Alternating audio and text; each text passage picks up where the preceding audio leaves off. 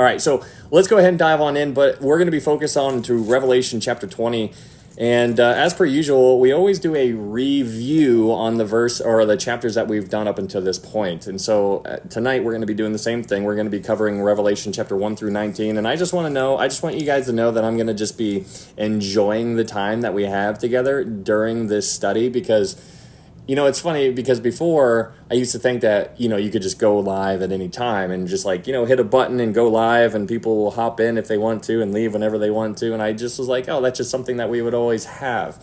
But now that they're thinking about, or it's a very real possibility that it's going away, now I'm just like, oh man, I'm just going to miss all my friends. And so, it's I'm just enjoying this time with you guys. So thank you so much for being here. The one thing I want you to always remember, though, before we dive into the book of Revelation, is the main thing. The main thing is always going to be the main thing, and that is how to know for sure you can get to heaven. A lot of people will tell you something different. A lot of people will tell you something that you need to believe in God and get baptized, or believe in God and do this and this and this, and go to church and make sure you do this and all these things.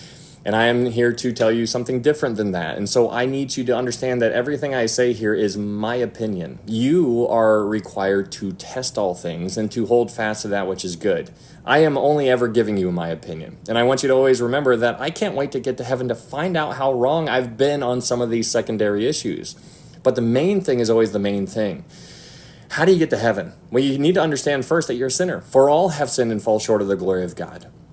Paul says in Romans 6:23, he says, for the wages of sin is death, but the gift of God is eternal life through Jesus Christ our Lord, period. It is through Jesus Christ our Lord, period. It's through Jesus. It's Jesus. Jesus plus nothing, guys. For God so loved the world that he gave his only begotten Son, that whosoever believes in him shall not perish but have everlasting life. You need to believe that Jesus is God's Son, that he led a sinless life, that he died on the cross for your sins, that he was buried and he rose again on the third day. And the Bible says, for whosoever calls upon the name of the Lord shall be saved. For by grace you have been saved through faith, and that not of yourselves, it is the gift of God, not of works, lest any man should boast. It's unbelievable. It's an unbelievably simple gift. And it is through faith. It's not through faith and water baptism. No, that's something that people will teach you, and that is something that you need to work out. And so that's pretty tough one right there, because then all of a sudden you're like, well, there's a whole bunch of people who believe water also, but they also say the same things that I say, and then all of a sudden you're left with two different answers. Is it Christ or is it Christ alone? That is what you are left. That is a very, very specific, distinct. That is two different answers that are very, very different. And so you need to work it out, and you need to study. I'm telling you, if you're gonna study anything in the Bible, if you're ever worried about your salvation, the study of salvation, soteriology, is something that you should really dive into, because it's something that is the most important thing ever. And so that's what I think is, I really, really love Paul, because he's like, dude, so we find in Philippians, Philippians 3, I think it is, where Paul is basically talking, and he's like, guys, I had to lay down my entire resume. He's like, you want to talk about the law? He's like, I was blameless according to the law. He's like, you want to talk about, where your standing is as far as inside Israel? He's like, I was a Benjamin. I was of the tribe of Benjamin. He's like, you want to talk about that? He's like, I was insanely zealous. He's like, I had to lay all that down to find Christ. And so it's so remarkable, because he's like, that's why when he's talking to the church in Corinth, he's like, I determined to know nothing among you except Christ and him crucified. He always is bringing it back to what the whole thing is even about. He's like, this is what we need to focus on, guys. Jesus. And what an amazing thing. What a privilege it is to tell people about Jesus. And so this platform has really been a huge blessing. And so hopefully it's been an encouragement to you, and I know it has been to many of you, and so I'm very thankful for that. But I want you to remember that's the main thing. And so as we dive into the book of Revelation, I want you guys to understand that the book of Revelation is something that is very, very, very controversial.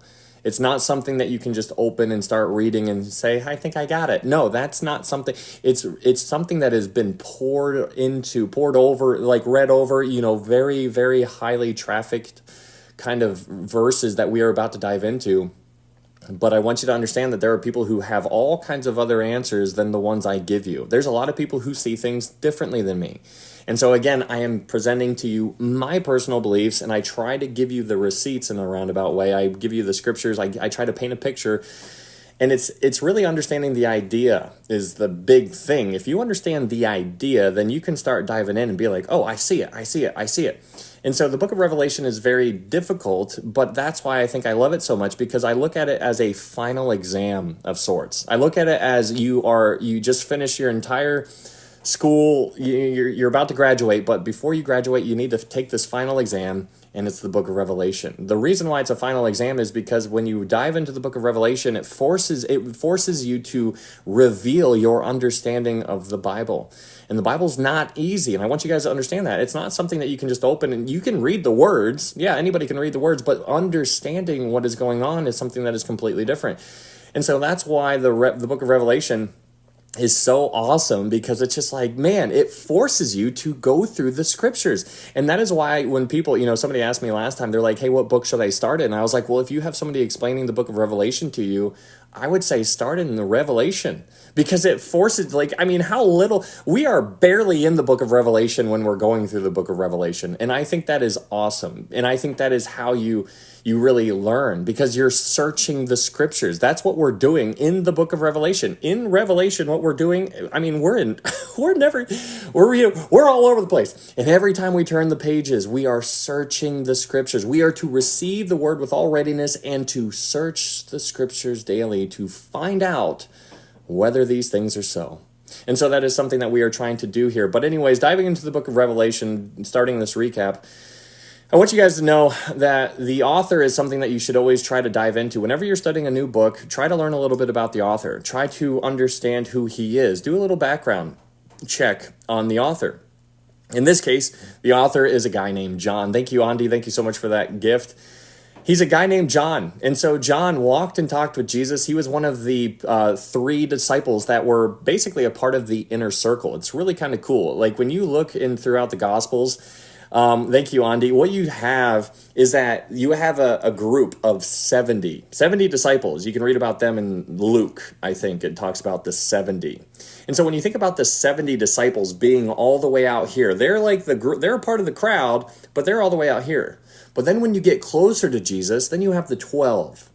And then when you get even closer to Jesus, then you have the 3. And the 3 are Peter, James, and John. Peter, James, and John were they were 3 out of the 12 disciples who had the privilege to experience things that the other disciples didn't do. And one of those experiences is the Mount of Transfiguration. That's just one of them. But it's really interesting because after they came down from the Mount of Transfiguration in Matthew chapter 17, I think it's the very next chapter, maybe a chapter or 2 after, but that is when all of the disciples were talking among themselves, arguing, saying, who's going to be the greatest in the kingdom? And it's really remarkable because those disciples that didn't get to go up on the mountain with Jesus, they started looking and they noticed that Peter, James, and John got to go up on the mountain with Jesus. And they're like, how come we didn't get to go? And so you start seeing their humanity leak through, because that's just something that you and I would naturally do too. We're like, hey, I didn't get to go. Like, wait a second, hold on. Wait a second. And so anyways, you have this inner circle of Peter, James, and John. John was very, very close to Jesus. And you see that all throughout the New Testament. It's really cool. But here in the book of Revelation, John is the author of the book of Revelation. Now, the word revelation means apocalypsis in the Greek. It means the unveiling. And so this is the unveiling of Jesus Christ. And it's really cool to see this, but this is the unveiling. This book is all about the unveiling of Jesus Christ. It's all about Jesus here. Like, this is super cool. Now, I don't want you to get distracted, though, because in the book of Revelation, you read about a whole bunch of terrible stuff, but the whole thing is about Jesus. It is about the revelation, the unveiling of Jesus Christ. What's up, Yogi? Good to see you. And so it's really important to understand that. But also, this book is it's the only book that I am aware of that promises a specific blessing for those who read it. And so that's very provocative, because the question is, what is the blessing? And I don't know exactly what it is, but perhaps it's your peace. Perhaps it's peace that just arrives in your soul to some degree because you know that how the story ends. Because if the book of Revelation wasn't here, you and I would be left with a whole bunch of question marks. We would be like, what's going to happen? Oh man, oh no, oh no, oh no. But with the book of Revelation, we know how it ends. And that is a huge blessing. That is a huge blessing. And the word blessed there means happy. And I'm telling you what, I'm happy because I know how the story ends. And I am just pumped about that. And so anyways, that's in Revelation chapter 1. Anyways, John sees Jesus. He's in his priestly role here in Revelation chapter 1. But Revelation chapter 1 verse 19 is the verse that you really need to understand in chapter 1. Revelation chapter 1 verse 19, Jesus tells John to write the things that he has seen, write the things that are, and write the things that will take place after this. Those are the three things that Jesus tells John. And so the whole book of Revelation is dissected into three categories. Chapter 1, John writes about the things that he has seen. Chapters 2 and 3 are the things that are. And then chapters 4 to the end are the things that will take place after this. And so in Revelation chapter 1, he writes the things that he has seen, but that leads us into Revelation chapter 2 and 3. In Revelation chapter 2 and 3, you have the 7 letters that are written to the 7 churches. Now, the 7 letters written to the 7 churches, Jesus uses a specific title to write to each church. And he uses that title. It's unique to the church. And it's speaking to that church in some kind of way that it wouldn't speak to the other kind of church. For example, the church in Smyrna, Jesus chooses to talk about how he was dead, but he came back to life. Now, he chose that. That was a specific title that was tailored to the people in Smyrna because they were heavily persecuted at the time. And so Jesus is writing them and encouraging them just by using the title. He's like, guys, he's like, you're getting persecuted. You guys are getting wrecked right now. He's like, I get it. He's like, but I died and I'm alive. He's like, that should encourage you. Can you imagine getting a letter from Jesus and Jesus is like the first thing and you got like, you got like black eyes, you're just getting beat up, you got, all kinds of things all over you. And then you get a letter and you're just like, and then you just remember. Like these people just had to have melted a little bit right when they read this letter. They had to have just been like, oh yeah. See, for a second there, I started thinking it was about me. For a second there, I thought I was getting hurt and all these things, and I thought it was about me and like, woe me, woe is me, and oh man, oh me, oh me, oh me. But then they received a letter and then they remembered. And how important it is to remember. We need to remember. Why? Because we forget. I mean, we've gone through all the Pauline epistles, and I'm just like, I forget so many things, and so I need to remember, which is one of the reasons why I love reading to our girls when they're eating, because I remember, and I'm like, I forgot that was in there. And so anyways, in Revelation chapter 2, he writes to the church in Ephesus here, and he's writing to this. This was the apostolic church. This church did such a good job holding firm to the doctrine that Paul gave them, but they forgot their first love. They were so worried about their duty for the king that they lost their devotion for the king. And so we need to remember to make our devotion a priority. Make sure it's not fake. Make sure, guys, you need to it should just be like leaking on all over the place. Like your love for the Lord, people just need to be able to see it from a mile away and be like, that's gotta be a Christian right there. Like, you know what I figured? Has anybody ever said that to you where you're just mind your own business and then somebody came up and be like, hey, I thought you might have been Christian. If that has happened to you, then good job. You are doing what you should be doing. You're being a good ambassador for the Lord. Anyways, Revelation chapter 2, the next church is the church in Smyrna.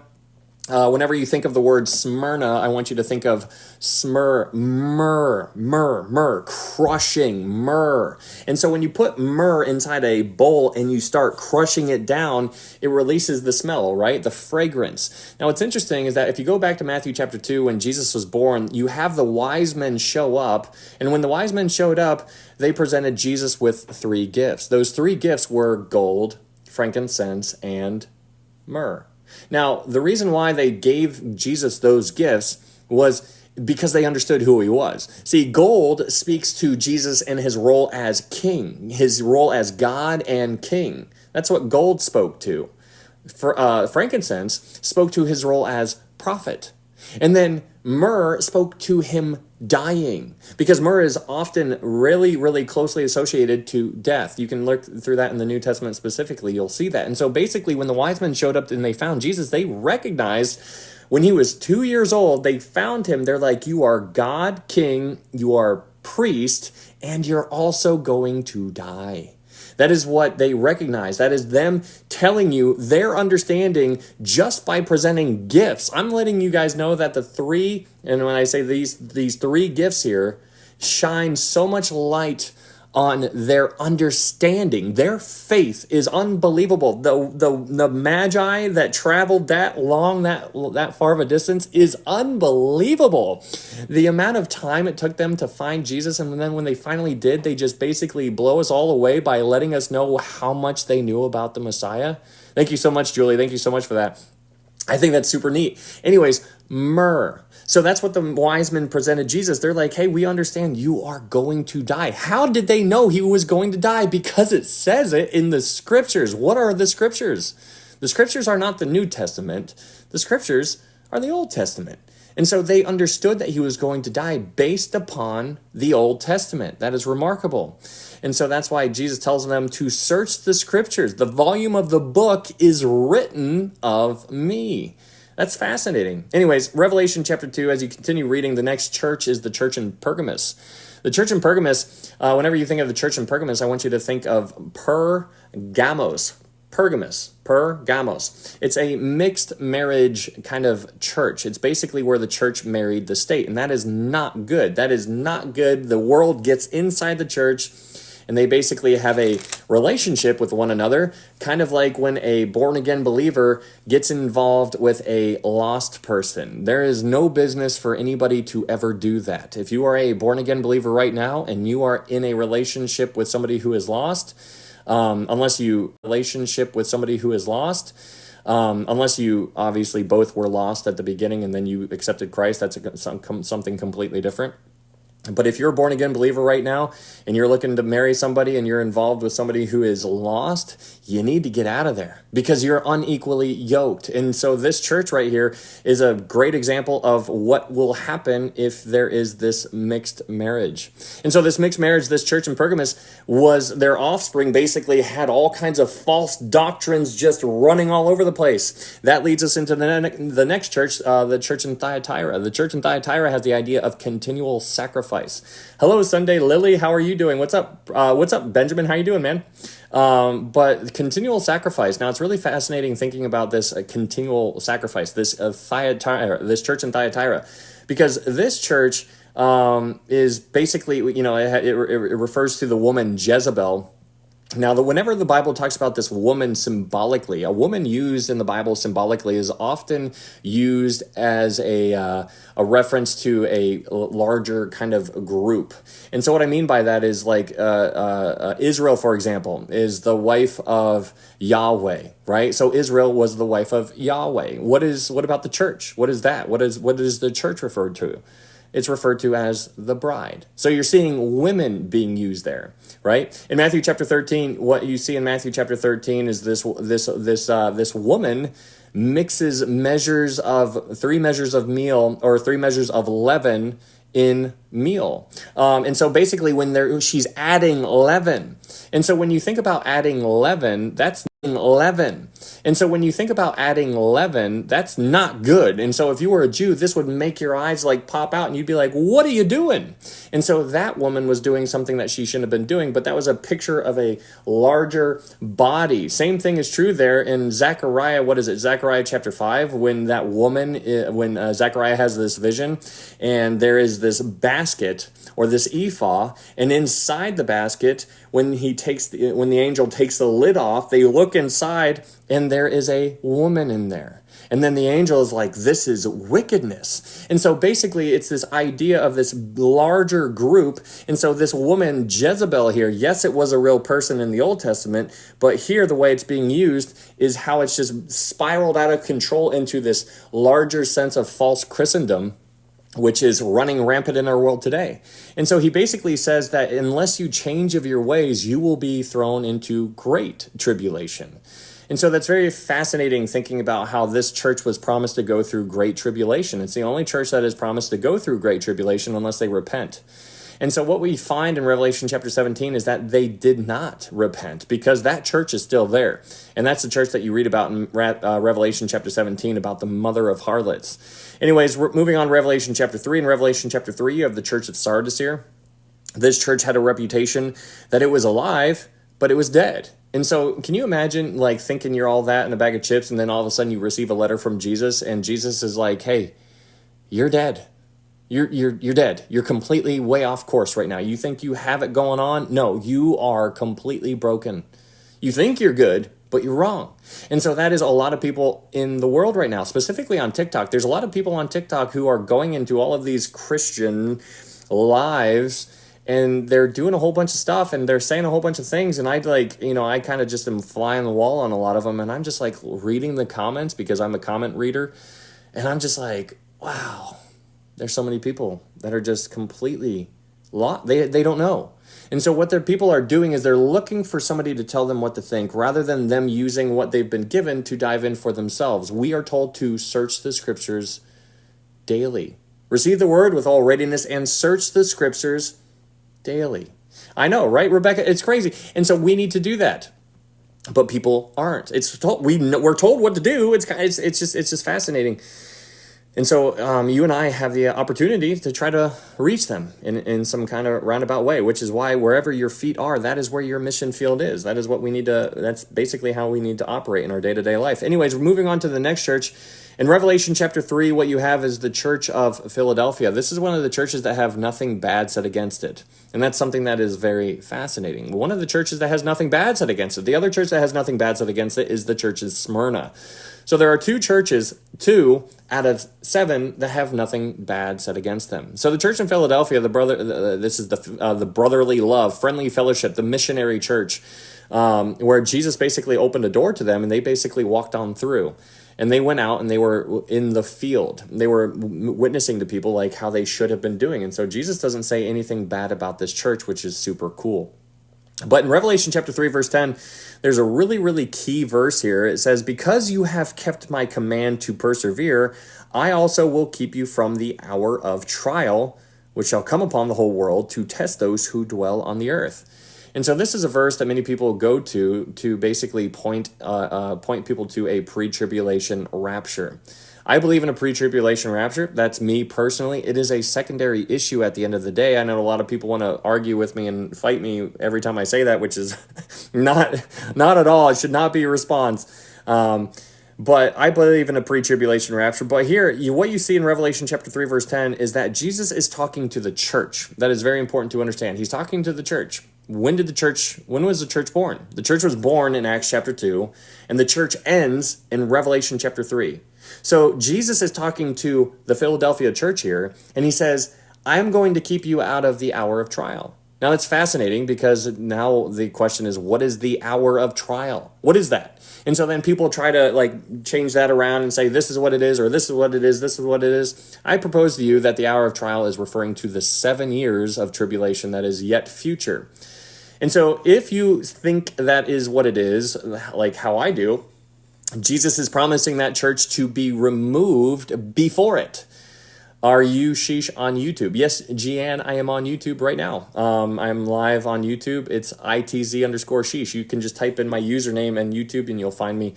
But anyways, Jesus promises that they will be kept out of the hour of trial. But not only that, but he also lets you know that there's going to be people left on the earth. So there's 2 people in Revelation chapter 3, verse 10. There's those who are going to be kept from the hour of trial, and there are those who are going to go through the hour of trial. And so if there's that kind of group, then that means that it's either narrowed down to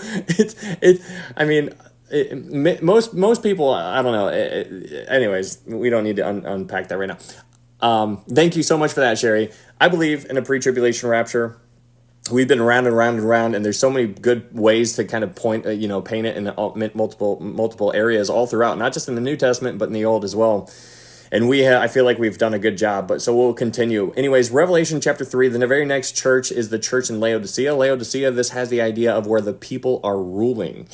The Laodicea, people rule. The people are ruling. And so if you look around in our world today, that is what you're seeing in our world. The people are ruling. The people are ruling the church. What does that mean? It basically means that when you go to a church, the people tell you what they want to hear. And so if you go to a church and the pastor starts talking about sin, then all of a sudden the people can be like, hey. Hey, let's talk about I can do all things through Christ who strengthens me, right? And let's talk about prosperity, and let's talk about all these things that are all feely, and so next thing you know, people lose their conscience, and then people start thinking that, certain ways, and then they start going off different directions, and different doctrines start entering, and all kinds of it gets all kinds of weird real fast.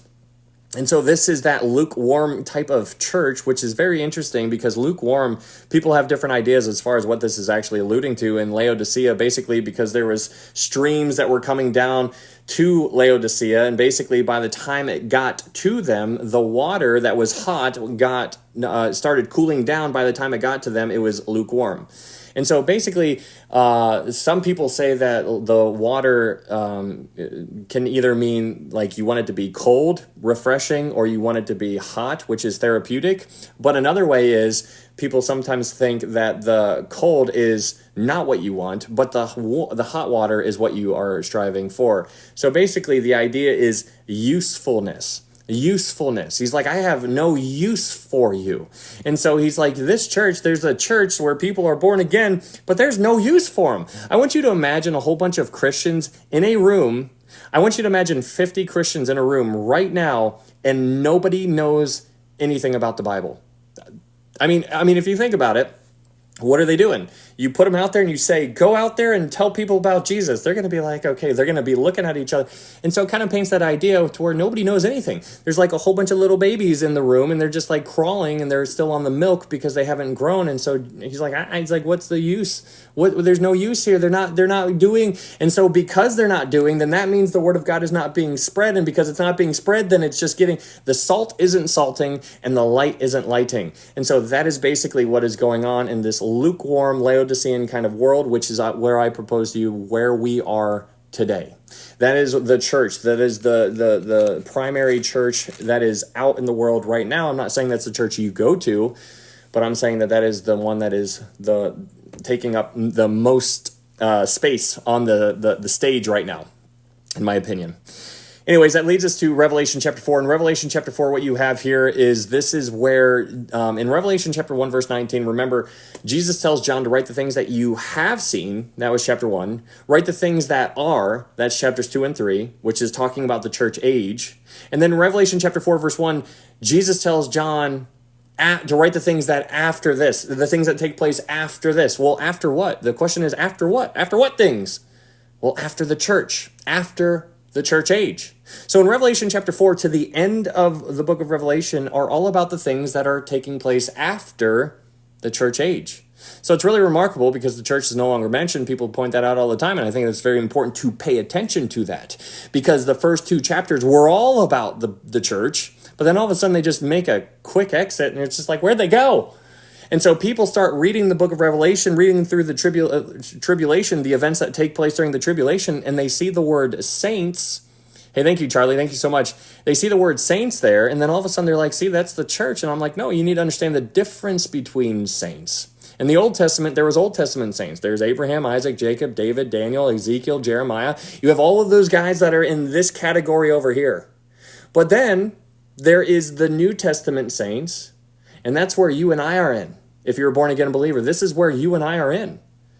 Then, after the rapture, there is another category of saints, and those are the tribulation saints. That is what you're reading about when you read through the tribulation saints, the people on the earth who accept Jesus as their Lord and Savior during the tribulation. And so there's 3 categories of saints, or 3 buckets of saints. You got Abraham, Isaac, and Jacob over here. You pick this bucket up, you look in there, you're like, oh, there's Ryan. Oh, there's, you have all the other born again believers from the time of Jesus to where we are now. And then you have this bucket, and then you have all of the tribulation saints that are going to accept Jesus sometime in the future during the tribulation period. And so it's important to remember in Revelation chapter 4, you see these 24 elders. You're introduced to 24 elders. It's important to understand who they are. We'll talk about them in Revelation chapter 5, but I want you to just never lose sight of how amazing Revelation 5 is. Revelation 5, it's so good for so many reasons, and I absolutely love it. John is in the throne room. I mean, just think about that for a second. You are in the throne room of God, and you're just like looking around, and you're just like, you can't I mean, I don't even know how you're standing at this point, but John is just taking it all in, and he just starts breaking down, crying, and he's looking around, and he's like, there is nobody that's worthy to take the scroll. And so then an elder comes up to him, and he's like, hey, don't cry. Behold, the Lion of the tribe of Judah, the Root of David, has prevailed. And so then he turns, he looks, he sees Jesus as a lamb as though he had been slain, and then Jesus comes, he takes the scroll, and then the 24 elders fall down, they start singing a new song, and during this new song, they tell you who they are. They tell you who they are. They give you a huge clue. And they're like, hey, you want to know who we are? Well, we're not going to tell you exactly who you are, but we're going to give you some clues. And so they tell you a little clue about who they are. They tell you that they are kings and priests. And this is so important to understand because this is a huge reason for why I believe in a pre-tribulation rapture, because of the 24 elders. You don't find them anywhere in the Bible. They are unique to Revelation chapter 4 and Revelation chapter 5. Fascinating. When you start studying the word, you find that whenever you see something, if you find a word that's only used one time, pay attention to it. Pay attention. Why is this word used once, and why is it used here? Well, here you have the 24 elders. Why are they only used in this apocalyptic, this futuristic scene that John is seeing? Why are they only used here? So it requires you to do some digging. And whenever you find a question and you start searching for the answer, you are going to be super blessed when you find it. You're going to be lit up. Like, I don't want you to race through the Bible. That's one of the things I talked about before. There's a lot of people who are trying to read the Bible in a year, and I think that's awesome. Go ahead, do it. But when you find something that is just like a thought-provoking question that just naturally arises, pause, stop. Spend a lot of time on that. Don't worry about the deadline, about getting through the Bible. Learn. Be like, what is this? Who is this guy? I don't even know how to pronounce that name. And then dive into it and then learn, because then you're going to grow, and then you're going to point, and then your mind is just going to start connecting dots and be like, oh, wait a second. I read that about over here, and then you're just going to be, and then it's just going to start happening, and it's just going to naturally you're just going to build, and it's a precept upon precept. It's going to be wonderful. But in Revelation chapter 5, these 24 elders recognize them or identify themselves to be kings and priests. This is important to understand because in the Bible, there is no such thing as a king and a priest at the same time, except there is. From a Jewish perspective, you could only be a king or you could be a priest. You could never be a king and a priest. And so here, this had to have been very unusual for the Jewish ears to hear about a king and a priest, because you could only be one. But here, these 24 elders, whoever they are both kings and priests at the same time. And so it forces you to dive into who they are. And so anyways, in Genesis chapter 14, you're introduced to a guy named Melchizedek. Melchizedek was the king of Salem, and he was a priest of the Most High God. So he was king of Salem, and he was a priest of God Most High. Hey, Monica, thank you so much for that rose. Thank you so much. And so he was a king and priest, and that's all the way back in Genesis 14. Now, the reason why that's important to understand is because that was before the Levitical priesthood. Before there was the law, guys, you need to understand, before there was law, before the law came, Melchizedek was there. That's fascinating. Before there was a law, before anything. That's why in the book of Hebrews, when Paul, I think he was the author, when Paul's writing the book of Hebrews to the Hebrews, he's like, hey, you guys think the Levitical law is pretty cool, right? He's like, yeah, that is pretty cool. But Melchizedek was before the Levitical priesthood. And he's like trying to get them to think.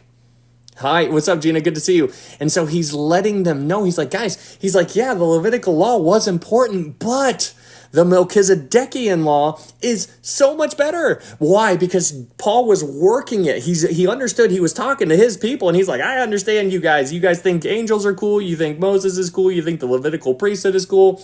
He's like, yeah, they're all cool, but Jesus is so much better. And so he was doing everything he could to get people to see Jesus, because the people that he was writing to were struggling. They're like, hey, we might be going back to the Jewish, Jewish faith and whatnot. Hey, thank you so much. Thank you so much for that gift. I didn't say that. Jen, thank you so much, Jennifer. Anyways, Revelation chapter 5, these 24 elders identify themselves to be kings and priests. And so we understand who they are because Peter tells us who they are. And that is awesome, because in 1 Peter chapter 2, verse 9, Peter refers to the church, or the Jewish. They're Christians, but they're Jews, but they're a part of the church. He refers to them as a royal priesthood. Thank you, Monica. He refers to the church as a royal priesthood. That is another way of saying kings and priests. And so when you think about that, Peter is referring to the church as a royal priesthood. He's basically calling them kings and priests. Basically, when you read these 24 elders and you see that they identify themselves to be kings and priests, then all of a sudden you're like, well, hold up. The church isn't mentioned anywhere anymore. You see these 24 elders come out of nowhere. All of a sudden, John is up in heaven. This is before the tribulation begins, and they're in heaven singing. Who are they? Well, I would propose to you that the 24 elders are the church, based upon who they or how they identify themselves to be.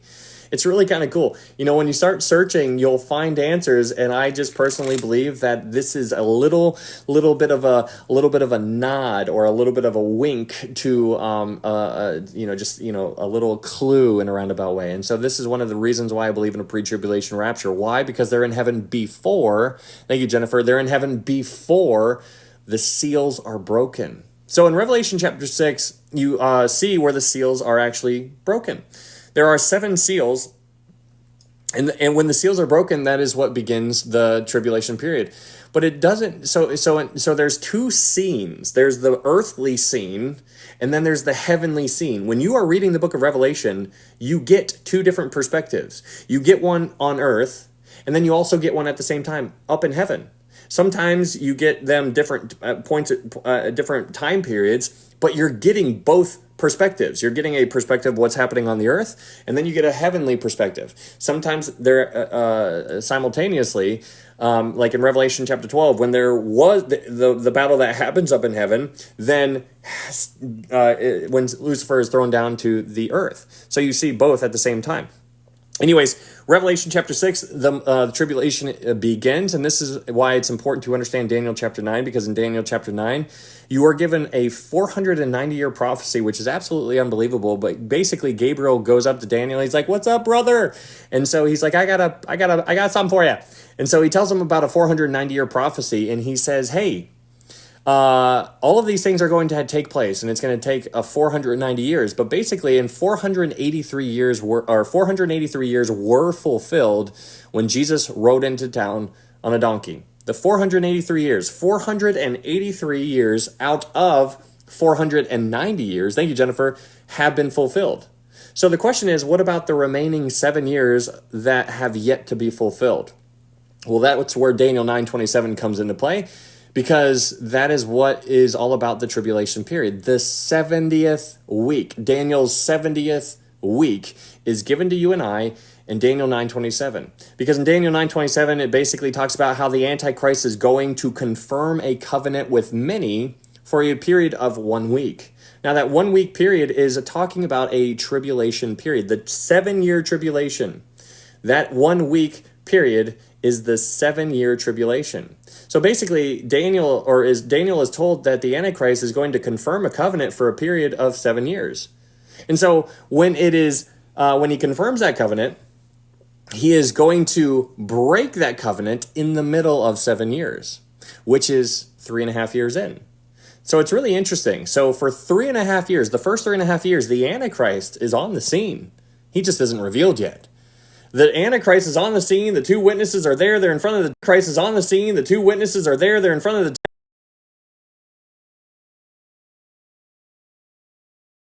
temple. They're guarding it. Fire's coming out of their mouth. All this kind of stuff. the Antichrist can't go into the temple because he knows that those two witnesses are there. And so basically, at the 3.5 years, then he understands their ministry is going to be done. He overcomes them, and then that is when he goes into the temple. He sits as God, and he's like, you're going to worship me now. So that's basically what's going on. Anyways, in Revelation chapter 6, you have these 4 horsemen here. We talked about that, but I think it's very fascinating to talk about the very first horseman, which is a white horse rider. This is the this is a counterfeit. This is an imposter. This is the Antichrist. This is not Jesus Christ. And it's important to understand that. But I think it's really interesting because we talked about this a while ago, but it says, he who sat on this white horse had a bow, and a crown was given to him, and he went out conquering and to conquer. Now, what's so interesting about the study of eschatology, the study of end times, is basically to just think about what's going on and try to just use your imagination in a roundabout way to try to like fill in some of the blanks to be like, what is this talking about? Conquering and to conquer. What is that? Well, basically, an idea is that the Antichrist is not going to be a known name. He's not going to be somebody that nobody knows. He's going to be somebody that Israel loves. He's going to be somebody that Israel trusts. He's going to be somebody who has previously been conquering. I don't know how he's conquering. It could be politically, militarily, economically, whatever. He's going to be doing something. He's going to have a resume. And so this guy, this Antichrist, is going to be conquering, meaning it's something he's already been doing, and he's going to conquer. He's conquering and he's going to conquer, meaning he's been doing those things. And so it's so interesting to think about this Antichrist and be like, okay, so he's going to be known somehow. He's going to be somebody that people are familiar with in some kind of level, as so it seems. And that's the idea that I propose to you. Anyways, in Revelation chapter 6, verse 12 through 17, you see the sky receded as a scroll. You see the kings of the earth, the great men, the rich men, all the mighty men, they run into the caves and they ask the rocks to fall on them. That's very interesting because this kind of parallels Joshua, because like this is what took place back in the book of Joshua when the kings fled. They did the same thing. So the book of Joshua and the book of Revelation have many similar parallels with one another, and so that's something to be mindful of. You know, there's types all throughout the Bible, and it's really cool when you start to see it. You're just like, holy smokes, this kind of sounds like what we read back over here, and then when you read here, then you go back and you're like, oh my goodness. And you're like, oh, it's almost like there was a design going on here. Yeah, it's so strange. Anyways, Revelation chapter 7. In Revelation chapter 7, you have the 144,000. These 144,000 are 144,000 Jewish men. They are 144,000 Jewish men. And we are told that they are virgins in Revelation chapter 14, because in Revelation chapter 14, they have not defiled themselves with women. They are Jewish men who are going to receive the seal of God on their foreheads. Now, what's interesting about them is that they do not, they're right now, if they're alive right now, which obviously we're not going to know who they are until the tribulation begins, or for those who are on the earth aren't going to know. But these 144,000 Jewish men, they're lost right now. If they are alive right now, they are lost. And the reason why we know that they are lost is because they are still on the earth during this time period. And so since they are on the earth during the tribulation time, that means, and they're there for the entire 7 years, that means that they missed the rapture, and that means that they were lost to begin with. So they go through the whole 7 years. And so that is very, very interesting, seeing that these 144,000. Anyways, meanwhile, we are going to Revelation chapter 8. In Revelation chapter 8, you are introduced to the trumpet judgments. The trumpet judgments are a judgment of the thirds. Whenever you think of the judgments or the trumpets, whenever you think of trumpets, I want you to think of a third. It's a third of the judgment, a third judgments. So what does that mean? It basically means that whatever is being judged, it's a third of that thing. So if it's a third of being judged, it's a third of that thing. So if it's a third of the water, or if it's the water that's being focused on, it's a third of the water. If it's on the trees, then it's a third of the trees. If it's on the ships, then it's a third of the ships. And so basically that is what Revelation chapter 8 is telling you about. It's introducing you to the seven trumpet judgments. Now, what's fascinating is that Revelation 8 gives you 4 out of the 7 trumpets, and then after 4 trumpet judgments happen, this angel comes out of heaven and says, woe, woe, woe to the inhabitants of the world or the earth because of the remaining blast of the trumpets of the three angels who are about to sound. Now that is interesting. Why? Because when this angel comes down from heaven and says, whoa, whoa, whoa, he's basically letting everybody know that what has happened to the earth up until this point has been nothing but child's play. He's like, what? He's like, you guys thought that what happened on the earth already is bad? He's like, you have no idea what's about to happen. And so that is what leads us into Revelation chapter 9, because in Revelation chapter 9, this angel that was fallen opens up the key to he is given the key to the bottomless pit, and he opens it up. And when he opens it, out of the bottomless pit comes all of these locusts, as John describes them, but they're not actual literal locusts. These seem to be very clearly depicted as demons. So these are demons. These are demons that are coming out. And so these demons are very literal. They are going to have power over the world or on the earth to torment mankind for 5 months specifically. This is a very, very specific time that you and I are told about. 5 months, these demons are going to be able to torment those on the earth for 5 months. Torment. They're not going to be able to end their lives, but they are going to be able to torment them for 5 months. And so anyways, after those 5 months, then the next trumpet judgment happens, which is where the 4 angels are released that were bound at the river Euphrates. And so these 4 angels, they are given power. They have this 200 million man army, which I think is also another picture of another demonic invasion. And so this is another demonic invasion that happens on the world, to where 1/3 of mankind dies because of this trumpet judgment. And so that is why it makes a lot more sense when you go back to Revelation chapter 8, where the angel is flying in heaven saying, whoa, whoa, whoa to the inhabitants of the earth, because that angel knew what was about to be unleashed onto the world. And so that is crazy. And so you have the one demonic invasion where the mankind is tormented, and then you have a second demonic invasion, as it seems, where this demonic invasion is allowed to actually end people's lives.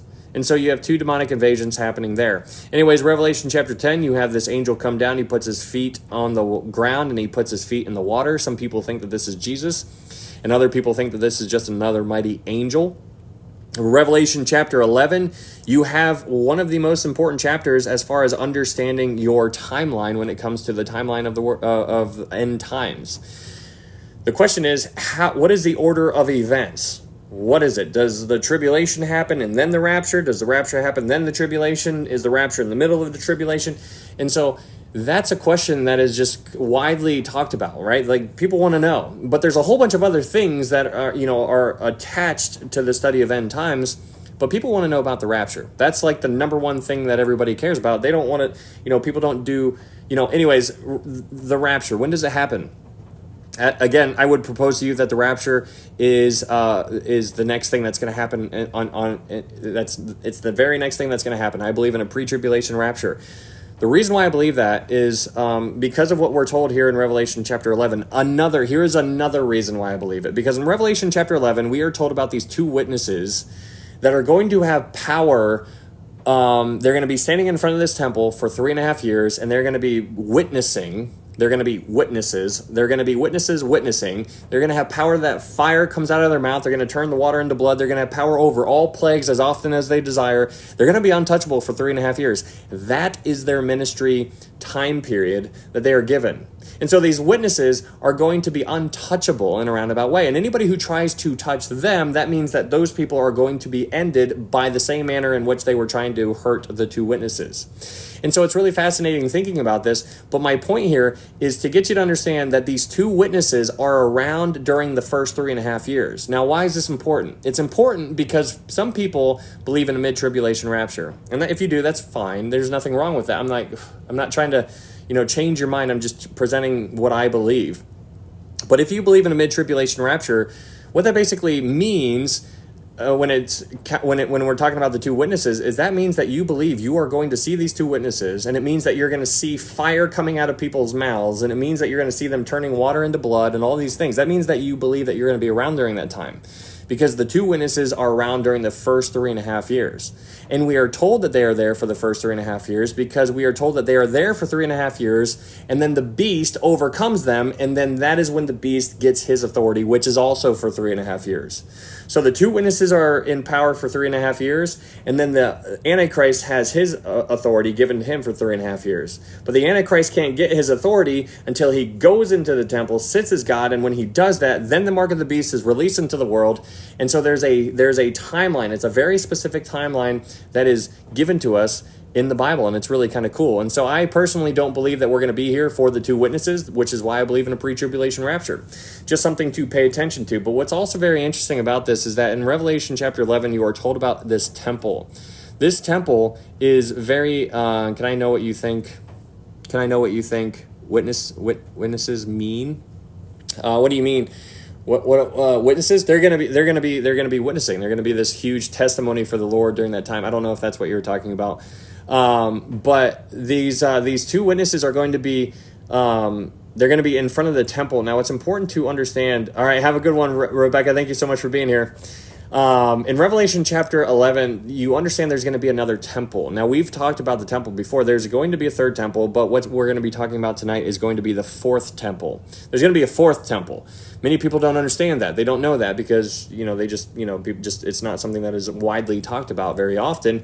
But there's going to be a fourth temple. But that's not this temple. The temple that we're reading about in Revelation 11 is the third temple. There's going to be a third temple. Now, what does that mean? There's going to be a third temple. Why? Why is it the third one? Well, it's because there was two already. Solomon built the first temple. That one was destroyed by Nebuchadnezzar, and then Zerubbabel built the second temple. It was revamped by Herod, and that's the second temple that Jesus walked in. That's the one that Jesus was there. That's the one that when Jesus was boots on the ground, that was the temple that was around. And so then that temple got destroyed by the Romans in 70 AD, and so there hasn't been a temple since. And so what's so interesting from the Jewish perspective is that the Jewish people are in this terrible mindset right now, this mind space, because they were so under the Levitical law, the Mosaic law, to where they had to do all of these animal sacrifices.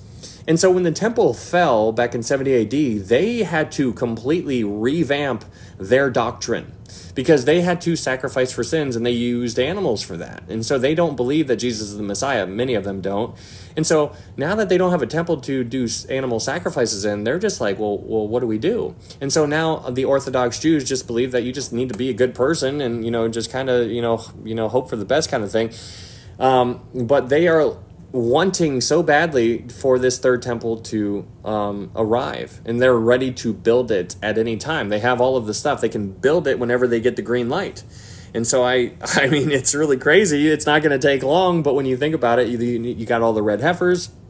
They have all of the priests being trained in all of the animal sacrifices, all the rituals. They have all the instruments being readied. They have it all. And so it's really, really fascinating. Hello, legit. I see you. I'm invisible now. You're not invisible. I see you right there. So it's really kind of cool to see what's going on here. Anyways, these two witnesses are going to be in front of it for 3.5 years. And then after 3.5 years, then their ministry ends, which is when the beast arises and overcomes them. And so when the beast arises, he ascends out of the bottomless pit, and he destroys the two witnesses. Their bodies lie in the street for 3.5 days. I want you to be sensitive to the 3.5, the usage of the number 3.5, 3.5, 3.5, 3.5, 3.5. It's 1,260 days, 42 months, times and a half at times, or 3.5 years. And so here, when these two witnesses die, they are laying in the streets for 3.5 days. Now, it's so interesting seeing this kind of stuff, but basically their bodies are just going to be laying there, and everybody's going to see them. They're not half dead. They're not a little bit dead. No, they are all dead. They're just fully dead. Everybody sees them, and then everybody in that area is going to be celebrating. This is going to be a satanic holiday of sorts, because everybody's rejoicing. They're giving each other gifts, as Revelation chapter 11 talks about. And so when these two witnesses die, everybody just gets so excited because now all of a sudden the beast just showed up and they are just super pumped, and we're like, woo, there he is. Let's go follow that guy, right? Because these two witnesses have been tormenting us and they've been putting plagues all over the place, and you've saved us. Let's follow you. And so that's what they end up doing. And so after 3.5 days, then the two witnesses, they get up, they brush themselves off, they chest bump, they're like, let's do it, yeah, bam! And then they ascend up into heaven. And it says their enemies saw them. Now that is so cool, because this is not in a moment, in a twinkling of an eye where they go back to heaven. No, this is a situation. This is a whole scene to where their enemies see it. It's kind of like what happens in Acts chapter 1 when Jesus ascends into heaven. Because in Acts chapter 1, everybody sees Jesus. They're watching him go up. They're like, there he goes. Ha! And then next thing you know, that's basically what these two witnesses are going to be doing as well. Revelation chapter 11, moving on to Revelation chapter 12. If you guys are new here, thank you so much for being here. My name is Ryan. We're just going through the book of Revelation. This is just a review. We are going to be studying Revelation chapter 20. We're going to be talking about the millennial kingdom tonight. But if you guys are here, and if you wanted to follow me on YouTube, I would appreciate it, because TikTok might be going away. So if you like these verse-by-verse Bible studies and you have not followed me on YouTube yet, please follow me. That way we can stay in touch. Just go over there, subscribe, take a second, and go subscribe over on YouTube. I upload all these to YouTube. That we got Revelation, Daniel, Ruth, Hebrews, James, John, Acts, Romans, all the Pauline epistles. We've done all 25 books so far, and we're just going to keep on going. Even if TikTok goes away, we're going to try to keep these Bible studies going on YouTube, and as long as we got at least one wheel. The wheels are falling off, but it's not going away. It's being decentralized. Yeah, well, we will see. I have no idea what's going to happen. Time will tell for sure. But if you wanted to follow me on YouTube, I would appreciate it. Anyways, going back to Revelation chapter 12. Revelation chapter 12. Hello, safety man.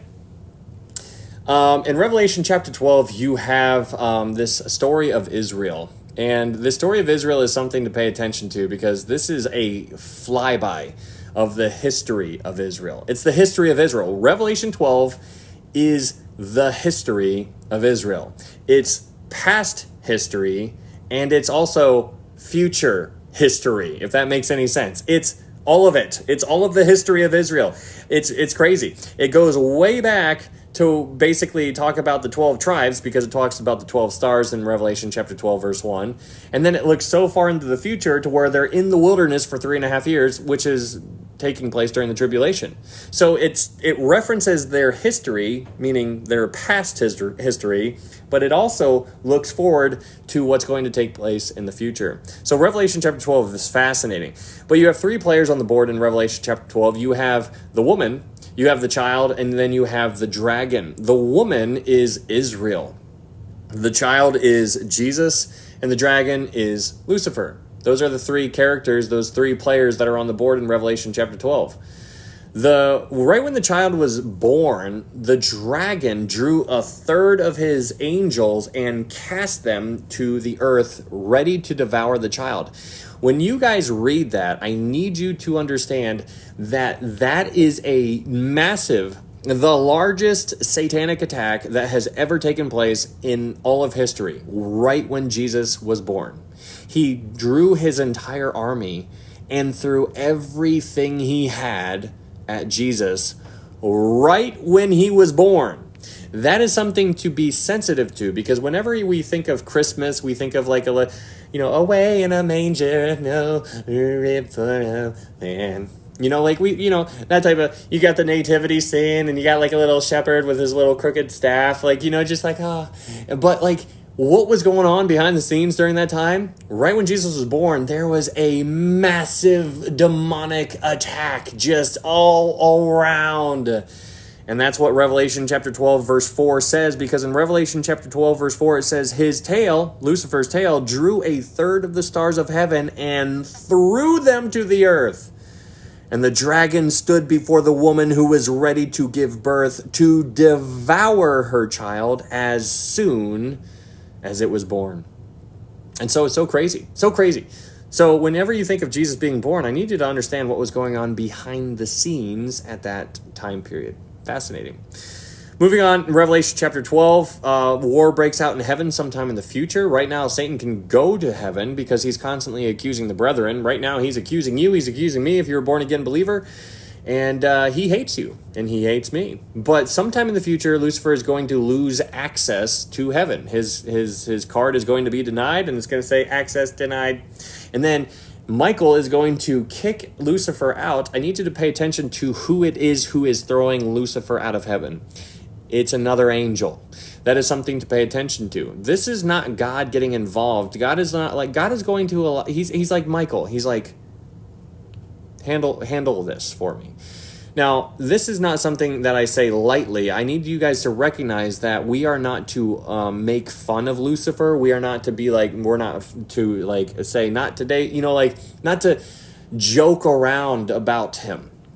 Because in the book of Jude tells us not to bring a reviling accusation, but he said, the Lord rebuke you. What is that? In Jude chapter 1, verse 9, it says, yet Michael the archangel, in contending with the devil, when he disputed about the body of Moses, dared not bring against him a reviling accusation, but said, the Lord rebuke you. There's a lot of power in the name of Jesus. And so we learn that by even observing what the angels do. Michael, the most powerful in many categories, is using the Lord's name as a weapon. Think about that. Michael, an angel that is super powerful, that many humans just idolize in many different ways. Like, people just love talking about Michael. You know what I love talking about? Jesus. Because Michael uses Jesus' name, the Lord rebuke you. Pay attention to what he's actually doing there. He is using a weapon. And so we need to recognize that we are in a war, and our weapons are not carnal, but they are mighty in God. And so when you recognize that it is mighty in God, it's not about how strong you are. It's not about how many push-ups you can do. It's not how much you can squat, how much you can bench, how many pull-ups, all of these things. No, it is about what you know about the Lord. It's about truth. This is not about a power encounter. There's no power here. It is about that he has. He's defanged. It is about a truth encounter. We need to recognize that. It's about a truth encounter. Why? Because you are constantly combating lies. Everywhere you go, everywhere you look, everything you hear, lies, lies, lies, lies, lies, lies, lies. And so it's not about a power encounter, it's about truth. And so in John chapter 17, verse 17, Jesus says, sanctify them by your word.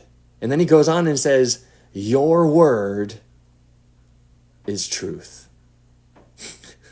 I mean, it's just, your word is truth. And so you need to know the truth. It's so good. Anyways, Revelation chapter 12. Revelation chapter 12, verse 13, we talked about this before. In Revelation 12, verse 13, after Satan got cast out of heaven, thanks, Christopher, you're cooking with peanut oil. I got allergies. I got a peanut allergy. No, I totally kidding. No, that would be the worst thing ever. Does anybody have peanut allergies in here? Hey, thank you, Buzzley. Thank you so much for that, Rose. But I love peanut butter milkshakes. I mean, if somebody bought me a peanut butter milkshake, I'd be like, I don't know you, but thanks. And then I just take it. I'd be like, thank you so much. Oh, you got a white van I can hop into? Awesome. Are there milkshakes in there too? Woo! No, but in Revelation chapter 12, after Lucifer gets kicked out of heaven, you need to pay attention to who he goes after. You'll buy me one? All right, Trixie. I'm holding you to it. But when you go into, I love peanut butter way too much. Yeah, no kidding.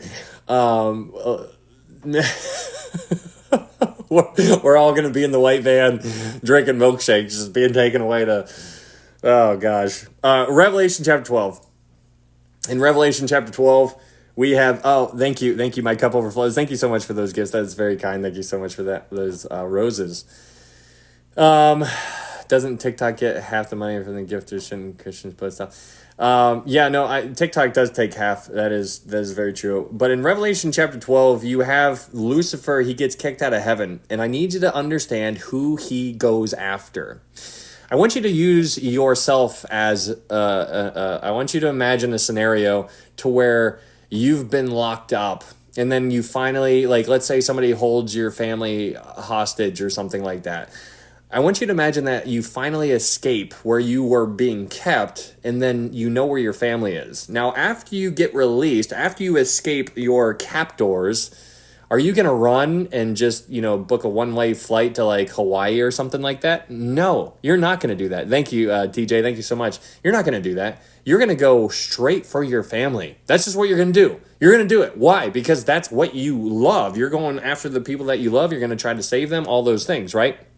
So the same thing is true with Lucifer. It's just on the inverse of that. Because when Lucifer gets kicked out of heaven, he doesn't go after who he loves. He goes after who he hates the most. He goes after the woman. The woman is Israel. He is focusing everything he's got on Israel. And the reason is because they need to do something in order for Jesus to return. We need to understand that there are things that need to take place before Jesus can return. There's a difference between the rapture and the second coming. They are two very different things. The rapture is what happens at the beginning. Jesus, we meet him in the air. The second coming is when he is on the ground. They are two very different things. One is in the air, one is on the ground. And so the rapture, I again propose, happens at the beginning. That's the very next thing that's going to happen, in my opinion.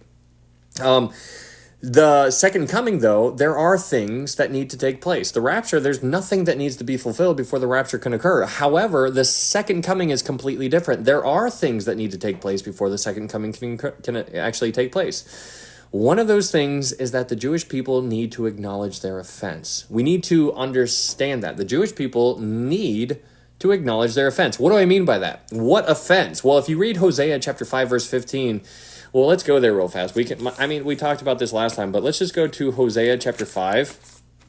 Hosea chapter 5, verse 15. In Hosea chapter 5, verse 15, God says this, I will return again to my place till they acknowledge their offense. Then they will seek my face. In their affliction, they will earnestly seek me. You see, this whole time period that we are right around the corner, as it seems, the tribulation, it's called the time of Jacob's trouble. It is specifically geared towards the Jewish people. It is the time of Jacob's trouble, the time of Israel's trouble. Now, that's fascinating. Why? Because this is one big wake-up call for the Jewish people. They need to acknowledge their offense. Why? Because God promised that there would always be a remnant. He would obliterate all of us if it wasn't for the goodness of God. And praise God for the goodness of God. But he made a covenant that was an everlasting covenant. And that everlasting covenant, he's got the Abrahamic covenant. We talked about that, the Davidic covenant. And so there is always going to be a remnant. And so since he made that covenant and that there's always going to be a remnant, that means he's like, you know what? He's like, I'm going to go back. He's like, I'm going to go back to my place, heaven, until the Jewish people acknowledge their offense. The question is, what was their offense? It wasn't crucifying Jesus. That was not their offense. It was what led up to the crucifixion of Jesus. You see, if the Jewish people, when Jesus was boots on the ground, if the Jewish people, if they accepted Jesus as king when he was here, when he was presenting him the king, when Jesus showed up, he's like, here's the kingdom. The Jewish people were like, pass. They said, nope, we don't want it. You're not the king. You're not the Messiah. We're looking for somebody else. Jesus is like, no, it's me. It's me. It's me. It's me. It's me. It's me. And so the Jewish people rejected Jesus. And so then that means that Jesus withdrew the kingdom offer. And so that was their offense. Their offense was the rejection of Jesus. That was the unpardonable sin because Jesus was rejected. Because he was rejected, when he rode into town on a donkey, he wept over Jerusalem and he said, he wasn't happy. He wasn't like, woo, I've arrived on a donkey. No, he wasn't doing that. No, he wept. I want you to just I was thinking about that when we were driving and we were asking the girls true and false questions, like how we normally do about the Bible and stuff like that. And we were talking about Jesus crying, and I was like, how many times did he cry? And I was like, no, I think it's 2 times. But then I was like, well, maybe 3. It's either 2 or 3. And so I looked it up.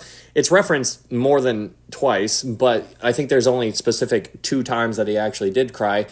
Lazarus, one, obviously, and then obviously when Jesus rode into town on a donkey. Those were the 2 that came to mind right away. But then in Hebrews, it talks about how he wept in the garden, like he was sweating great drops of blood. So there's those 3 as well. So you have, what is that?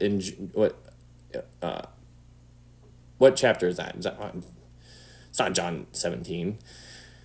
It doesn't matter. 3. So 3, right? But my point here is that when you think about Jesus weeping, it's something that is just it's just something that is crazy. It's just something that is just crazy. It is something that is crazy to think about. Think about that. Jesus weeping. Now we say it, shortest verse in the Bible, Jesus wept, right? But think about it. That is the heart of the Creator.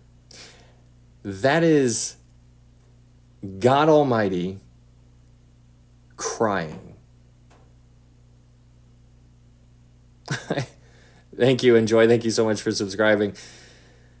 Thank you so much. But I just think about that. God Almighty crying. Does that make any sense to you? Crying. That is, he was crying. And so he rides into Jerusalem and he looks at the city and he weeps. Weeping. It's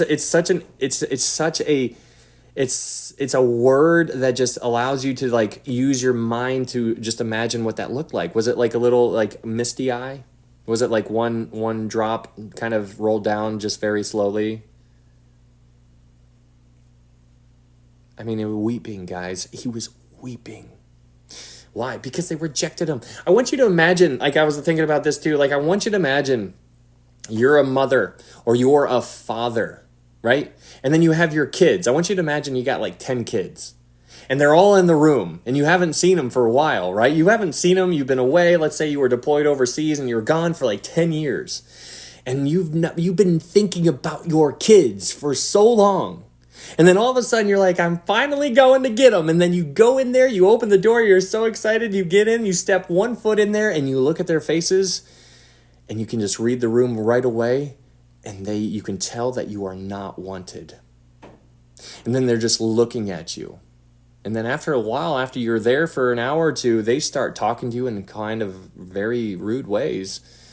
And then after a day or 2 of you being there, they just start yelling and screaming at you. And then after a week, they are just kicking you out and punching you and doing all kinds of things. And then you just leave. And then you're heartbroken because those are your children. That's the Father. That's a father's love. He was going to go get them, and they rejected him. And it's just like, wow. And it's like, man, he wept.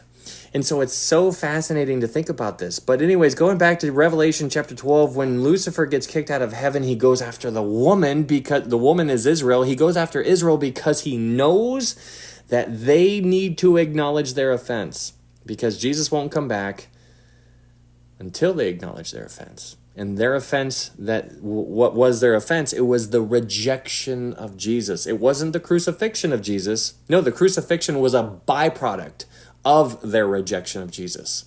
Jesus was presenting them the kingdom. They rejected the kingdom, so he retracted the offer, and then he went to the cross. And Jesus knew that before he flung the world into existence. Remarkable. Moving on to Revelation 13. In Revelation 13, such a good chapter, right? Like Revelation 12, holy smokes, there's so much in there. Revelation chapter 13, you get to this next one. Revelation 13, verse 1, you see John sees this beast coming out of the sea. This beast has 7 heads. He's got 10 crowns. He's got 10 horns. The 10, this is something that goes hand in hand with what's going on in Daniel chapter 7. So in Daniel chapter 7, Daniel sees something very similar. In Daniel chapter 7, Daniel sees 4 beasts coming out of the water. One of the beasts, the very first beast, is he likened it to a lion. Now, this lion comes out of the water. Now, what we need to recognize is something that is referred to as the times of the Gentiles. So the times of the Gentiles. So all of these beasts that are in Daniel chapter 7 that are arising out of the sea are Gentile. Now, why is this important? Because the Gentiles were oppressing the Jewish people. The Jewish people are still being oppressed by Gentiles. That's not how it was supposed to be, but that's how it is now because the Jewish people have fallen. They've fallen down, but they're down, but they're not out. And so that's something that we need to be aware of. The church did not replace Israel. This replacement theology where basically people are teaching this new doctrine where Israel is no longer necessary and we are the new Israel and we've received all the blessings, but we didn't receive any of the curses and all this kind of stuff. It's ridiculous. Israel is very much not going anywhere ever. And you can find that everywhere in the Bible, anywhere. We've been unpacking how remnant.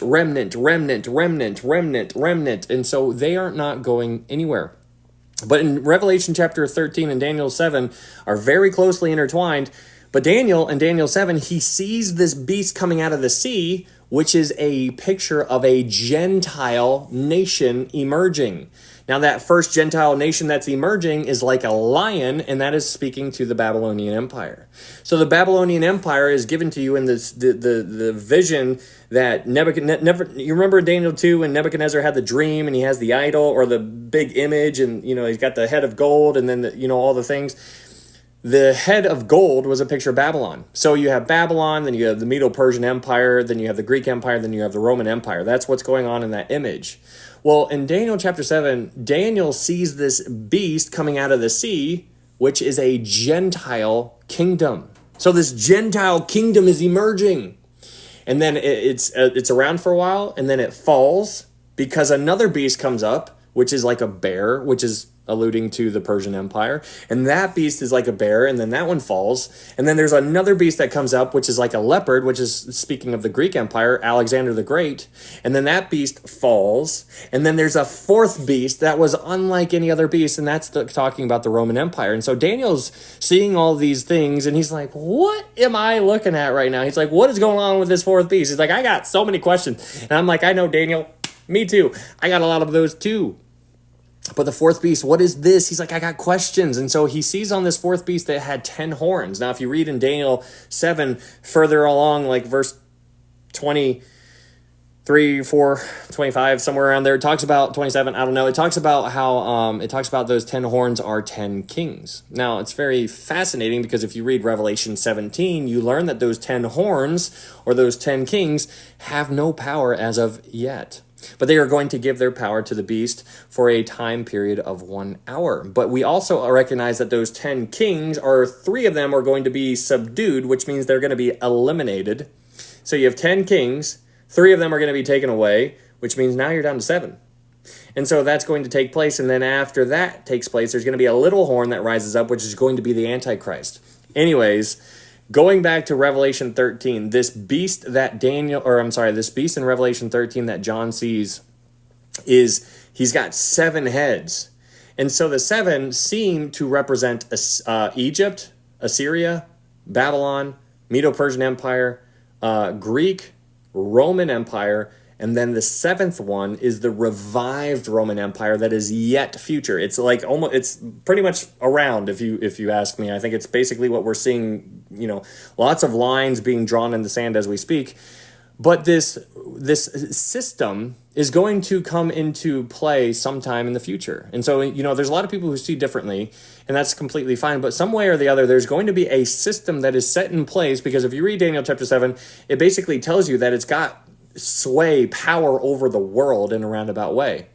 And you can read into that if you go read it in Daniel. Actually, let's just go see it, just because now I'm curious how it's actually worded. I'm interested. And so when I do that, then I have to stop, because then it's just going to be in my mind. But if you go to Daniel 7, all right, in Daniel chapter 7, verse 23, that's what it was. In Daniel chapter 7, verse 23, it says, "Thus he said, the fourth beast shall be a fourth kingdom on earth, which shall be different from all other kingdoms, and shall devour the whole earth." The whole earth. This system, whatever is going to rise in the future, is going to devour somehow the whole earth. So this is going to be a worldwide power, and it makes a lot more sense when you read Revelation 13 because you understand there's going to be a mark of the beast that's going to be unleashed onto the world. And so if it's going to be unleashed onto the world, that means it's going to be able to be enforced in some kind of capacity. How is the mark of the beast going to be enforced? Well, it's going to have to be a worldwide or a global system that's enacted in some kind of form, because if they're like, hey, take the mark of the beast, and somebody over there is like, nope, if they don't have any teeth to back it up, then there's not going to be any consequences. But we understand that there is going to be consequences, because if people refuse to take the mark of the beast, then they are going to lose the top part of their body, which is this. Revelation 13. In Revelation chapter 13, we understand that this beast is going to be given authority for 42 months. 42 months. And so 42 months, right? 42 months, that's 3.5 years. He's going to have authority for 3.5 years. As you continue reading in Revelation 13, verse 11 and 12, you're introduced to the next beast, which is the false prophet. So there is a duality going on here. There's a dynamic duo that is going to be introduced, that the world is going to be introduced to. So you're going to have the Antichrist, and you're going to have the false prophet. And wherever the Antichrist goes, the false prophet's going, and the false prophet's doing a whole bunch of cool stuff. Like, he's pulling fire down from heaven, he's doing all kinds of signs and stuff like that, deceiving all kinds of people on the world.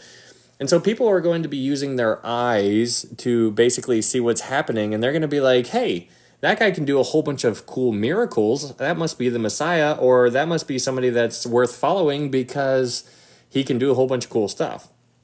And so it's so interesting that people are going to, so many people long for seeing something. So many people want to see something. And we need to be sensitive to that. No, it's not. No. You don't. Your eyes can deceive you. I mean, you watch stuff on TikTok and you don't know if it's a green screen. You watch something on CNN or Fox News or whatever. You don't know if those people are in the room. You don't know if what you're seeing is actually real. You don't know if that person's got a mask on. You don't know what's going on. And so that's why you can't trust what you're actually seeing. And so that's why it is for by grace you have been saved through sight, right? No. For by grace you have been saved through faith. Faith. For by grace you have been saved through faith. And that not of yourselves, it is the gift of God, not of works, lest any man should boast, right? It is through faith. And so here, these people are doing the opposite of faith. They are using their sight, and so that is why they are being deceived. They are using their sight. And so this false prophet's going to be able to pull fire down from heaven, and he's going to deceive all kinds of people. Deceive. And then he's going to be doing all kinds of super cool stuff. Super cool. But I want you to understand in Revelation 13, verse 15, it says this false prophet was granted power. You need to understand who's in control the entire time. Who is in control during this entire time? This false prophet, arguably the most powerful person on the world during this time, was granted power. By who? By God. Absolutely, David. Absolutely. God. He's allowing this to happen. This is something that was spun into motion right when God created the world. He understood that this was all going to take place. This was nothing. Nothing is ever surprising him. He's like, okay. He's like, there's going to come a time where everything's going to wind down. And what's amazing about the entire thing is that even though a whole bunch of terrible things are happening on the earth, God is so long suffering, and he is still not willing that any should perish. The tribulation period is like one long altar call for those people who missed the rapture. There are people who are getting saved left and right during this tribulation. There is a great multitude who is going to be saved during this time period, but they're going to have to go through it. You and I, on the other hand, are going to be taken out of it. And that is my opinion. That is my pre-tribulation rapture viewpoint. It's okay if you believe differently. That's secondary. It's all right. Anyways, Revelation chapter 13, this image is going to be breathed life into. I think that's so fascinating. And so what is interesting is that if you go back to Genesis chapter 2, you see that God breathed life into his image, which was Adam. But here in Revelation 13, the false prophet breathes life into a different image. And so the question is, what is this image? Now, this image is what is being alluded to in Matthew 24. In Matthew 24, verse 15, Jesus is talking and he says to his disciples, he's like, hey guys, when you see the abomination of desolation spoken of by Daniel the prophet standing in the holy place, let him who reads understand, then let those who are in Judea flee to the mountains. Jesus is like, hey guys, you Jewish people, I know you know your history. You know what takes place. Like took place all the way back in the time of the Maccabees. Because back then, this guy named Antiochus Epiphanes IV basically went into the temple after he was persecuting the Jewish people in a big way. And he completely desecrated the temple. He went into the Holy of Holies and he built a he built a statue to Zeus. And so that is what is referenced as the abomination of desolation. It was in the Holy of Holies, guys. This is the Holy of Holies. This was a place, this was a room that was set aside for only the high priest to enter one time, once a year, only under strict ceremonial preparation. And so this dude, this Gentile, goes into that temple and he builds an image. And it's an image to a pagan god, Zeus. And so it's so interesting to see how it goes full circle, because that Antiochus Epiphanes that Daniel mentions is a type of what the Antichrist is going to do. It's a foreshadow of what the Antichrist is going to do in the future. And so this image that is breathed into is going to be demanded to be worshipped, and all of those who do not worship are going to lose their lives. And so this is a science fiction type of novel that we're reading right here, guys, but this is very real. It seems super abnormal, but this is what the Bible says, and it's calling the shots. And I need you to pay attention to like how cool this is. This is not something that man would have ever written if we could have, right? Like, this doesn't even make any sense. You're telling me that this image is going to come to life? That doesn't even make any sense. Are you kidding me? And so here it is. We're reading about what's going to happen in the future. And the shots have been called. So that is something to pay attention to. You know, God delights. He absolutely delights in his ability to display prophecy. That he's like, I'm going to let you know who I am, and I'm going to let you know that I'm the real deal by telling you what's going to happen before it happens. He's like, who else can do that? He's like, that's me. That's me. Only I can do that. That is basically how we know that he is who he says he is. We know that all scripture is God-breathed. And so everything that we're reading about is God-breathed. That is crazy. We read in the Old Testament how he breathes and the earth melts.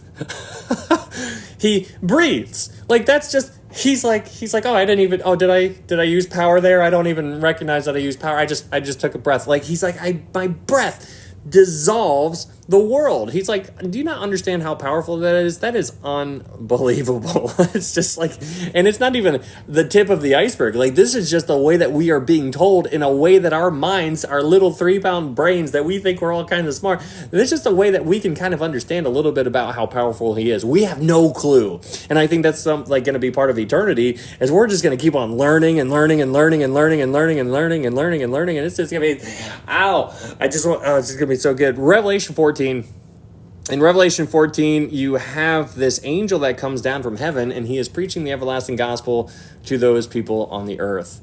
And that is really cool, because this is something that is unique, right? If this happened right now, there would be a lot of people. Like, think about if this happened right now, right? Like, we are living in a time period where TikTok, like, we are all communicating with one another, and whatever happens over in Alabama, like, we know about it here in Ohio, or what's happening over in California, we know what's happening here, over there in China. We know what's going on over in China right now. Like, everybody's like, oh, red note, all these things, right? So we are all hooked in. We are all connected to one another, and everybody's paying attention to everything all at the same time. It's fascinating. Hey, thank you, Nancy. Thank you so much. So I want you to, if an angel came down right now, there would be people who would see it, and they'd be like, that's Project Bluebeam, right? That's going to be something that's probably going to be part of the conversation during this time period. They're going to see it. They're going to be like, No.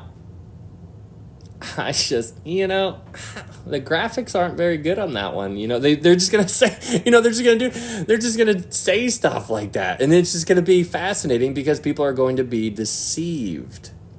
And they're going to see the beast, they're going to see the false prophet, they're going to see all the cool things they're doing, and then they're going to see the angel who is going to be preaching the everlasting gospel to the earth, and the people on earth are going to either receive it or they're going to accept it. But here in Revelation 13 and 14, a very specific line is drawn into the sand. People are going to have the option to get the mark of the beast during that time period. And the people who get the mark of the beast then are done. They are going to be cast into the lake of fire. But those who refuse to take the mark of the beast, they are going to be running for their lives, but many of them are going to be caught and lose their heads during this time period. But this is a very clear line in the sand, and it's you need to be sensitive to the progression of the tribulation time. 3.5 years in is when the mark of the beast is going to be released to the world. I also want you to be sensitive to that the mark of the beast, however it's going to be released onto the world, it's not something that people are just going to wake up that morning and be like, oh, you want a mark of the beast for the whole world? Okay, let me get on it. And then they start working on it. No, it's something that has been worked on. It's some kind of technology that has been around for a while, and it's not going to be released onto the world until 3.5 years in. So it's something that is in play in some kind of capacity. It's just not unleashed or revealed or unveiled to the world until a certain period of time. God's holding back the floodgates in a roundabout way. He's basically saying, okay, not yet. And then he's like, okay, go ahead. No, okay, stop. Just a little bit longer, okay? Okay, go now. And so he's basic. It's kind of it's just crazy. It's really cool. Revelation chapter 15.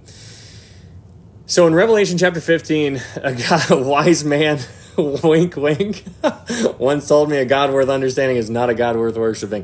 Very true. I mean, can't wrap my mind around how awesome he is. It's just so crazy. Yes, that is a very wise man. Okay, Julie. Okay.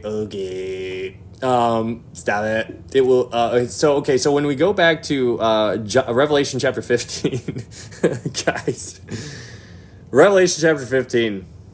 Revelation 15, you have this whole heavenly scene, which is really cool. Thank you, Debbie.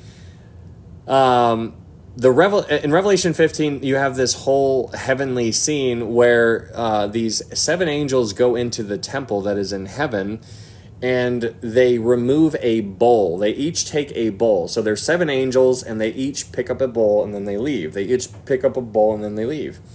And so it's basically a little bit of a prelude to Revelation chapter 16. Because in Revelation chapter 16, this is where you get to the bowl judgments. And so just to kind of like go back a little bit, in the book of Revelation, there are sevens. Seven. They're all over the place. And so there's 7 seals, there's 7 trumpets, and there's 7 bowl judgments. Now the 7 seals, they're bad. The 7 trumpets, those are a judgment of the thirds. Those are all bad too. But the 7 bowl judgments are absolutely on a whole different level. They are terrible. Hey, thank you, Bill. Thank you for that gift. But in Revelation chapter 16, these bowl judgments are poured out onto the earth, and I need you to be sensitive to the very first, the order. Who is the first one to receive the bowl judgment? It is those, mankind who received the mark of the beast. You need to pay attention to the order that we are given. How come it's not the water that gets a bowl poured out on it? How come it's not the river Euphrates that gets a bowl poured out on it first? Why is it mankind? Thank you, Debbie. The reason why it's mankind first is because these humans that are on the earth during this time period have had an incredible amount of light revealed to them up until this point. Think about it. You and I, as Christians, we are salt and light right now. They have had our testimony for their entire lives. So if the rapture happens right now, there's 7 years left until the Lord returns. So they have 7 years to kind of make a decision on who Jesus is. And so for that 7 years, for the first 3.5 years, there's going to be all kinds of stuff happening. And so they're going to have a time to repent. But then 3.5 years in, the Antichrist is going to reveal himself. Thank you, David. Thank you, Debbie. Thank you so much for those gifts. And so they're gonna have a time period to reveal. He's going to be revealed to the world, and when he is revealed to the world, people are going to see that. And so when they see that, they're going to see the false prophet pull fire down from heaven. Then they're going to look over here. They're going to see the angel up in heaven. They're going to see him preaching the everlasting gospel. They're going to see the false prophet. They're going to see the angel. And then they're going to have a decision to make. And this is something that people are going to have to decide during this time period. Thank you, Sherry. Thank you, David. Thank you, Debbie. Thank you, guys. Thank you so much. And so it's really interesting to see what's going on here. But the first bowl is poured out on those who received the mark of the beast. Now, those who received the mark of the beast had an incredible amount of light. They had you and I. They have the whole counsel of God, the whole Bible. They have the 144,000. They have the angel up in heaven preaching the everlasting gospel. God's like, what more can I do to wake you up? He's like, you have completely given yourself over to complete rebellion, and that is in the form of receiving the mark of the beast. And so it's fascinating. That is why the first bowl, in my opinion, is why the first bowl is poured out onto mankind rather than on the water, the spring water or the salt water, whatever. Anyways, Revelation 16. In Revelation 16, you have verse 12, this bowl is poured out onto the river Euphrates. The reason why it's poured out into the river Euphrates is because I want you to imagine like a door, like it's an automatic door. You know, like when you walk into Walmart and you get close enough and the door just opens and then you just walk all cool in there and you're like, yeah, I did that. But my point here is the door is the river. The river, God pours the bowl, or the angel pours the bowl onto the river, and then the door basically is opened. The river dries up, which is basically a door opening. Who is the door opening to? It's opening for the armies to go across. And so it's really interesting to see that this bowl judgment doesn't really affect anybody, but it's what happens after the river dries up is what is important to pay attention to. And so in Revelation 16, this armies go across the river, great river Euphrates, and they are gathered together at a place called Armageddon. Now, this place in Armageddon is a place called Megiddo. It's like 60 miles north of Jerusalem. That is where they are going to gather. Now, it's important to recognize. Hello, Wendy. Hello, Holly. Hello, Holler. It's important to recognize that that's where they gather. That's not where the battle takes place. It's just where they gather. It's like if you were the general and you're like, I'm going to gather all my armies together and I'm going to put them here because when I put them here, then we're going to go to battle over there. And so that's basically what is important. It says in verse 16, Revelation 16:16, it says, and they gathered. This is where they're gathering. It's the staging area. And so when you think of the Battle of Armageddon, it's almost a misnomer because it's not a singular battle. There's multiple battles that take place. And so basically, when you read Isaiah 63, what you find is that Jesus doesn't return to the Mount of Olives. That's not where the second coming takes place. The second coming takes place at a place called Bozrah. Bozrah is in Edom, which is in Jordan. That's Jordan, which is just east of Israel right now. So Jesus doesn't return. His second coming doesn't take place in Israel. His second coming occurs in Jordan, which is Bozrah. Bozrah, what does Bozrah mean? Well, Bozrah is a sheepfold. The sheep when they're about to be protected by the shepherd, they run into the sheepfold. So the Jewish people are going to be fleeing. They're going to be running in the wilderness for 3.5 years, and then they're going to end up at a place called Bozrah, which is in Jordan, and then they are going to, that is where Jesus is going to return, because in Isaiah 63, Isaiah sees somebody, and he's like, who is this? Who is walking, and he is glorious in his apparel. And then Jesus responds, and it's like, Jesus is like, it's me. He's like, it is I who speak in righteousness, mighty to save. Super cool. Hello, Georgian, what's up? Hello, DJ Nick, good to see you. And so, awesome, Dominic, very cool. Thanks for being here, guys. But Isaiah's like, who is this who is glorious in his apparel? And then Jesus is like, it is I who speaks in righteousness, mighty to save. But Isaiah lets you know where Jesus was coming from. He says very clearly, he's like, this guy that I am seeing, which was Jesus, he's like, Jesus was coming from Bozrah. Now, Jesus was coming from Bozrah, but he was covered in blood. And so Isaiah's like, why are your clothes red? And then Jesus responds, he's like, it's because I just got done treading the winepress in my fury. And so Jesus lets them know, he's like, I was just treading the winepress. Bam, bam, bam, bam, bam, bam. You put a whole bunch of grapes in a bucket and then you just stomp on them. Your clothes are going to get all red, right? And so that's basically what he was saying. Thank you, Angie. And so it's really cool to see what's going on there. What's up, Liz? How are you doing? In Revelation chapter 17, though, as you continue on reading in Revelation chapter 17, I actually learn a lot from Liz. She's a developer. Very kind of fascinating stuff. Very intelligent. So Revelation chapter 17, you have one of the most difficult chapters, in my opinion, to explain. But in Revelation chapter 17, what you have here is basically two parties. There are two things to pay attention to. There's two players on the board. You have the beast, and then you have the woman. The woman is there's two things to pay attention to: the beast and the woman. Wherever the beast goes, the woman is on top of the beast. So it's two things going together. Wherever the beast goes, the woman goes, and they are a dynamic duo of sorts. But basically, what is the beast in this picture in Revelation 17, and what is the woman? Well, the woman is a picture of the false church. It's a false church. There's a whole bunch of counterfeit churches out there that look like the real deal, but they are fake. They, a lot of things like, for example, prosperity preachers out there like, send in your money today. Just go ahead and send in all everything you got, and we'll give you a handkerchief, and you'll be blessed. Like all that kind of stuff. Like it's ridiculous, and so people fall for that. And so, anyways, that's just one example. But in Revelation chapter 17.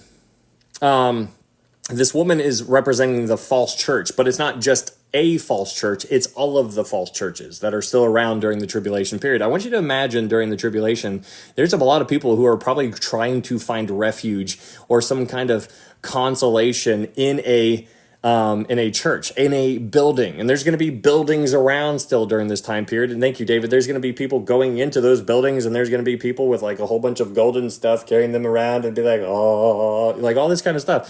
False. That is false. That is counterfeit. The way to know which one is counterfeit is by studying the real thing. And so if you study the Word of God, then you'll be able to pick apart the counterfeits. It's kind of like what Secret Service agents do when they study counterfeit money crimes. They basically study the real $100 bill. They crinkle the paper, they tear the paper, they smell the paper, they taste the paper, they listen to it, they feel it, they weigh it, all of these things. And then one day they are given a counterfeit one that's very close to it, but it's not, it's fake. And so right when they touch it, they know it's fake because they studied the real thing. So you and I need to know what the real one is because we studied the real thing, which is why I hope you have some kind of level of discernment. Discerning things in our world today is very important to be able to do, but in order to do so, you need to know what to look for. And so many people don't know what to look for, and so that's why they're being taken by every form of doctrine that blows all over the place. Anyways, the woman here is the false church. The beast is the political system that's going to be around during that time. So there's going to be a system that is in place, which is referred to as the beast, and there's going to be the false church that is around. So for the first 3.5 years, the 10 kings are basically calling the shots of the world in a big kind of way, big kind of way. And then at the same time, while the 10 kings are calling the shots, the false church is doing her thing, deceiving. And so that's what takes place for the first 3.5 years. During the second 3.5 years, those 10 kings are going to be subdued. 3 of them are going to be taken out. They're going to be eliminated. There's going to be 7 kings then. But then those kings are going to devour the woman. They're going to turn against the false church and devour her, because that's when the Antichrist rises up. He goes into the temple. He's like, you're going to worship me now. He's like, I can't have any of my glory shared with the false churches over there. He's like, you guys are all worshiping different things. He's like, no, you're going to worship me. I'm right here. You're going to worship me. And so the things change for the first 3.5 years to the second 3.5 years. And so that's basically a little idea. You have the beast, which is the political system for the first 3.5 years, the woman riding the beast for the first 3.5 years. And then when they enter the second 3.5 years, the beast devours the woman, so she's gone. And then that's when the Antichrist rises up and says, you worship me. Anyways, that moves into Revelation chapter 18. What's up, Jessica? How are you? Thanks for being here on TikTok or on YouTube. And so when you go to Revelation chapter 8, guys, if you are new here, thank you so much for being here. We're just going through this review. This is all stuff that we've covered before. If you guys wanted to follow me on YouTube, I would appreciate it, just because if they get rid of TikTok, which is, this might be our last TikTok Bible study, which is heartbreaking to think about. But if you wanted to follow me on YouTube, thank you, Amber. It's ITZ_sheesh. There's a link up in my TikTok profile up here if you wanted to go click on that. We're live on YouTube right now if you wanted to come over here and check it out for a little bit, see what it's like, just so you're familiar with it. But we just do Bible studies, and that's what we're doing. We're just going through the book of Revelation right now, but we've done like 25 books, just verse by verse, chapter by chapter, book by book. I am not on IG. No, I'm not. Sorry, just on TikTok and YouTube. So if they get rid of TikTok, then I'm gonna be so sad. Okay. Hey, thank you, Jess. Thank you for that gift. All right, moving on to Revelation chapter 18. No Facebook. You know what? I actually,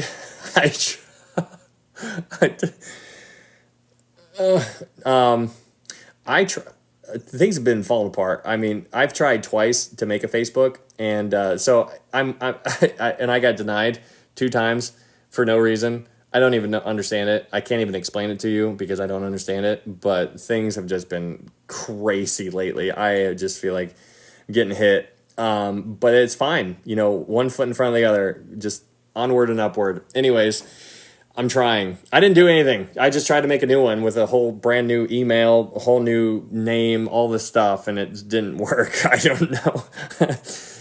The Zuckerberg got me. Revelation 18. Anyways, if you would like to follow, I'm not on Instagram. Sorry. I did put my wife's name. She did it. She had to do it for me, and it worked perfectly for her the first time. I tried twice. It's all bad. Sheesh. Read up. It's all Christians on there. Hey, thank you, Blackbird. Thank you so much for the gift. I love your Bible study. Thank you, Terry. Yeah, there's a link up here if you wanted to. Thank you, Betty. Thank you for subscribing over there. I really appreciate that, guys. Yeah, if you wanted to stay in touch, follow me on YouTube. That's the only other thing I have right now. But if you follow me on YouTube, I'm sure I'm probably gonna make a Facebook or the Instagrams. It's an important. You missed it. No, read up one more. I just see sheesh, read up. I just see it's all Christians there, and there's nothing above that. Sorry about that. Yeah, I don't see anything. But as per usual, legit, you can always message me directly on TikTok.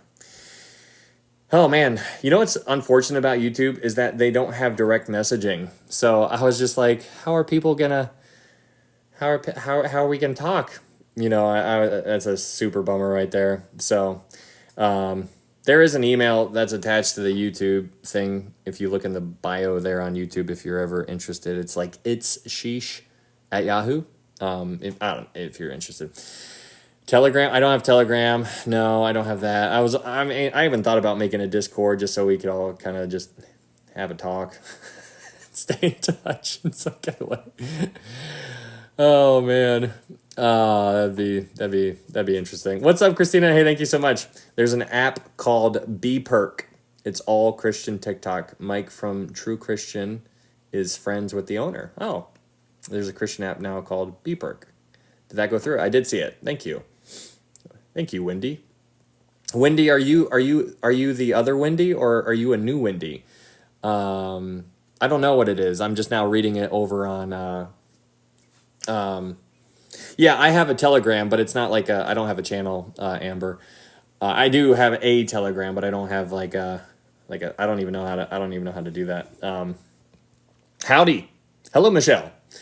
Yes, I see it. Okay. Oh, hey, Wendy. Very cool. Are you the Wendy, or are you a different Wendy? That's so cool.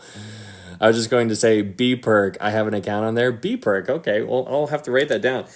BPerk. What in the world? What's the name? What's the reason behind that? BPerk. I'm trying to make that make sense in my mind. It's not working. Anyways, but yeah, if you guys wanted to follow me on YouTube, that'd be super cool. Anyways, let's get back into Revelation chapter 18, the review. Revelation chapter, be alert. Be alert? Is it BPerk? Red Note scares me. You have to pledge. You have to pledge allegiance. What? Do you really? The problem with BPerk is that we can't reach non-Christians. Oh, there you go. Red Note a bit shady. BPerk, I think the logo is BP. It's BPerk. Okay. It's a Christian fellowship app. Okay, very cool. Good to know. Yeah, I can look into it. I have no idea. I don't have it. Yeah. Anyways, Revelation chapter 18. In Revelation chapter 18, you are given some information about Babylon. The world needs more alerts. Same. Yeah. But in Revelation chapter 18, you have Babylon. The conversation of Babylon is introduced to the scene. And we did a pretty interesting study on Babylon, because if you want to know about Babylon, there's some places that are specifically designed to give you information about Babylon in the Bible. Okay, so you have Isaiah 13 and 14, you have Jeremiah 50 and 51, and then you have Revelation 17 and 18. All of those chapters in the Bible, and then obviously Genesis chapter 11, but all of those chapters in the Bible speak on Babylon. And so it's really interesting trying to figure out what Babylon is, because that's basically what the question you're left with is given to you in Revelation chapter 18. So in Revelation chapter 18, yeah, I know, right, Holly? In Revelation chapter 18, you are given 3 players in this chapter. You're given kings, you're given merchants, and you are given, Sheesh is a women group. Hello, Savannah. You have kings, merchants, and you have shipmasters. And so basically, when you think of kings, like a political kind of environment, and then you have merchants, like the economy of sorts, and then you have the shipmasters, like the transportation of all of the goods from all over the place, you're seeing a system in place. And so in Revelation chapter 18, you're seeing a system. And so the kings look at Babylon and they see it burning. They see it destroyed. And then the merchants look at it at the same time and they see it destroyed. And then you see the transporters or the shipmasters, they all see it destroyed too.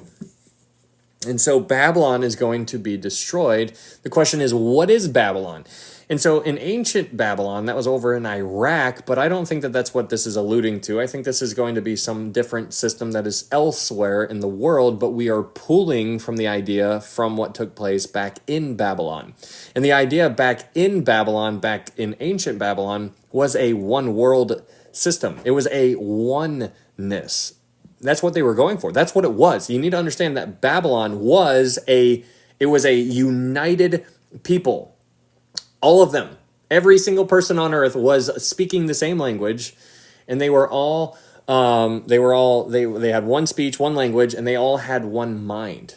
And so that's fascinating to think about Babylon. Sometime in the future, there is going to be a oneness of the people in some kind of capacity, and then it's going to be destroyed. So we understand that. So Revelation chapter 18, that's basically what it's talking about. But the question that everybody is wondering is always, what is Babylon? And so, there's a lot of good thoughts out there. Some people say New York, some people say America. And so you have a lot of interesting thoughts out there. I don't know what the answer is.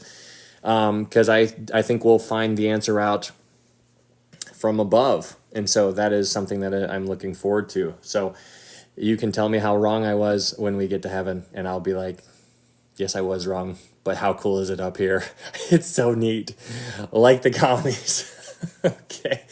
All right, so when you get to Revelation chapter 19, you have a really neat thing in Revelation 19.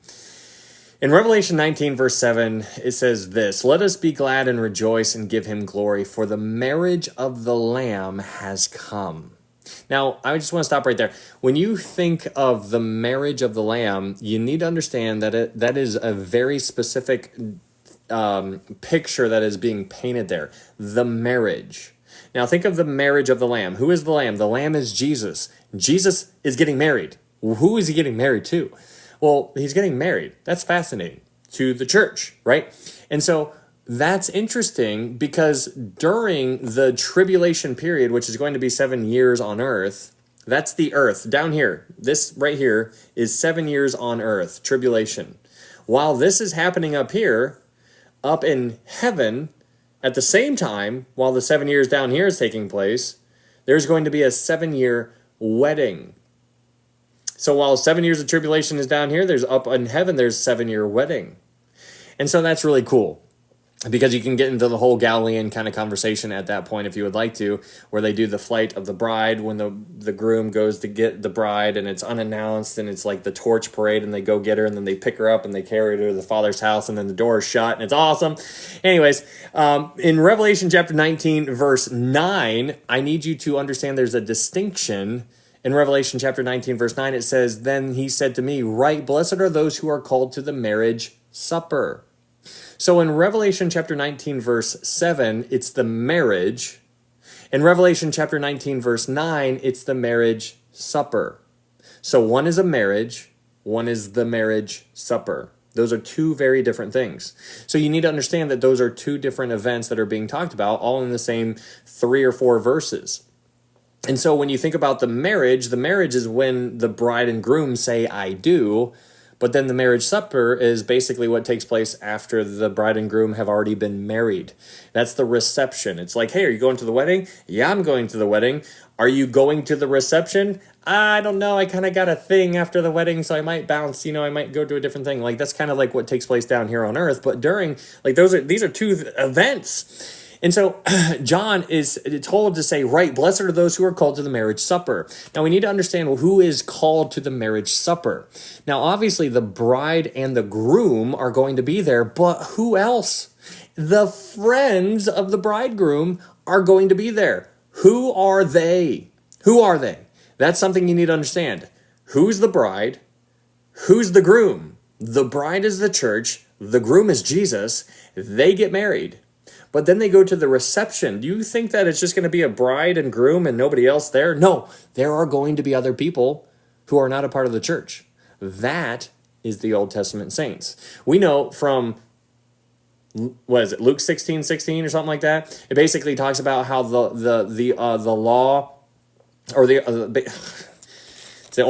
Old Testament basically ended with John the Baptist. And so let me see.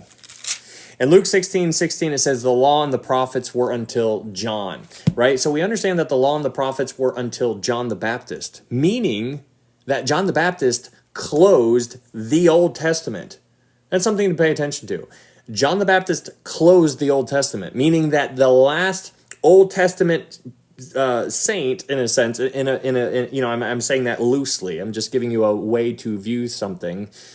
But the Old Testament saints ended with John the Baptist, meaning that from John the Baptist all the way back to Adam, in a roundabout way, if you would like to go all the way back that far, that's Old Testament. That means that from everybody from after John the Baptist forward to the rapture, that is the bride. And so that's really kind of cool, because now you have different players that are invited to the wedding reception, to the marriage supper. And so you have the bride. That's you and I. Woo! Then you have the bridegroom. That's Jesus. And then you have the friends of the bridegroom. That's the Old Testament saints. The Old Testament saints are going to be there, and they're just going to be thrilled to be there. But they're the friend. That's why John the Baptist, he's like, I am the friend of the bridegroom. He didn't say I am the bride. He didn't say I am the groom. He said I am the friend. There's a difference between the bride and a friend. The friend is not the bride, and the bride is not the friend. The bride is the bride, and the friend is the friend. John the Baptist back is the friend. Those are all going to be the friends that are a part of this marriage supper. So he said, blessed are those who are called to the marriage supper of the Lamb. Very, very cool. Anyways, Revelation chapter 19, verse 11, you see that this is talking about the revelation. This is the revelation of Jesus Christ. If you read the book of Revelation, it's all about this point right here. In Revelation chapter 19, verse 11, this is the culmination. This is what like if you read about the Lord of the Rings, if you read something like that, you understand that you know what it's all about in the title, right? It's about whoever the Lord is of the rings, and you might have no idea what it's talking about.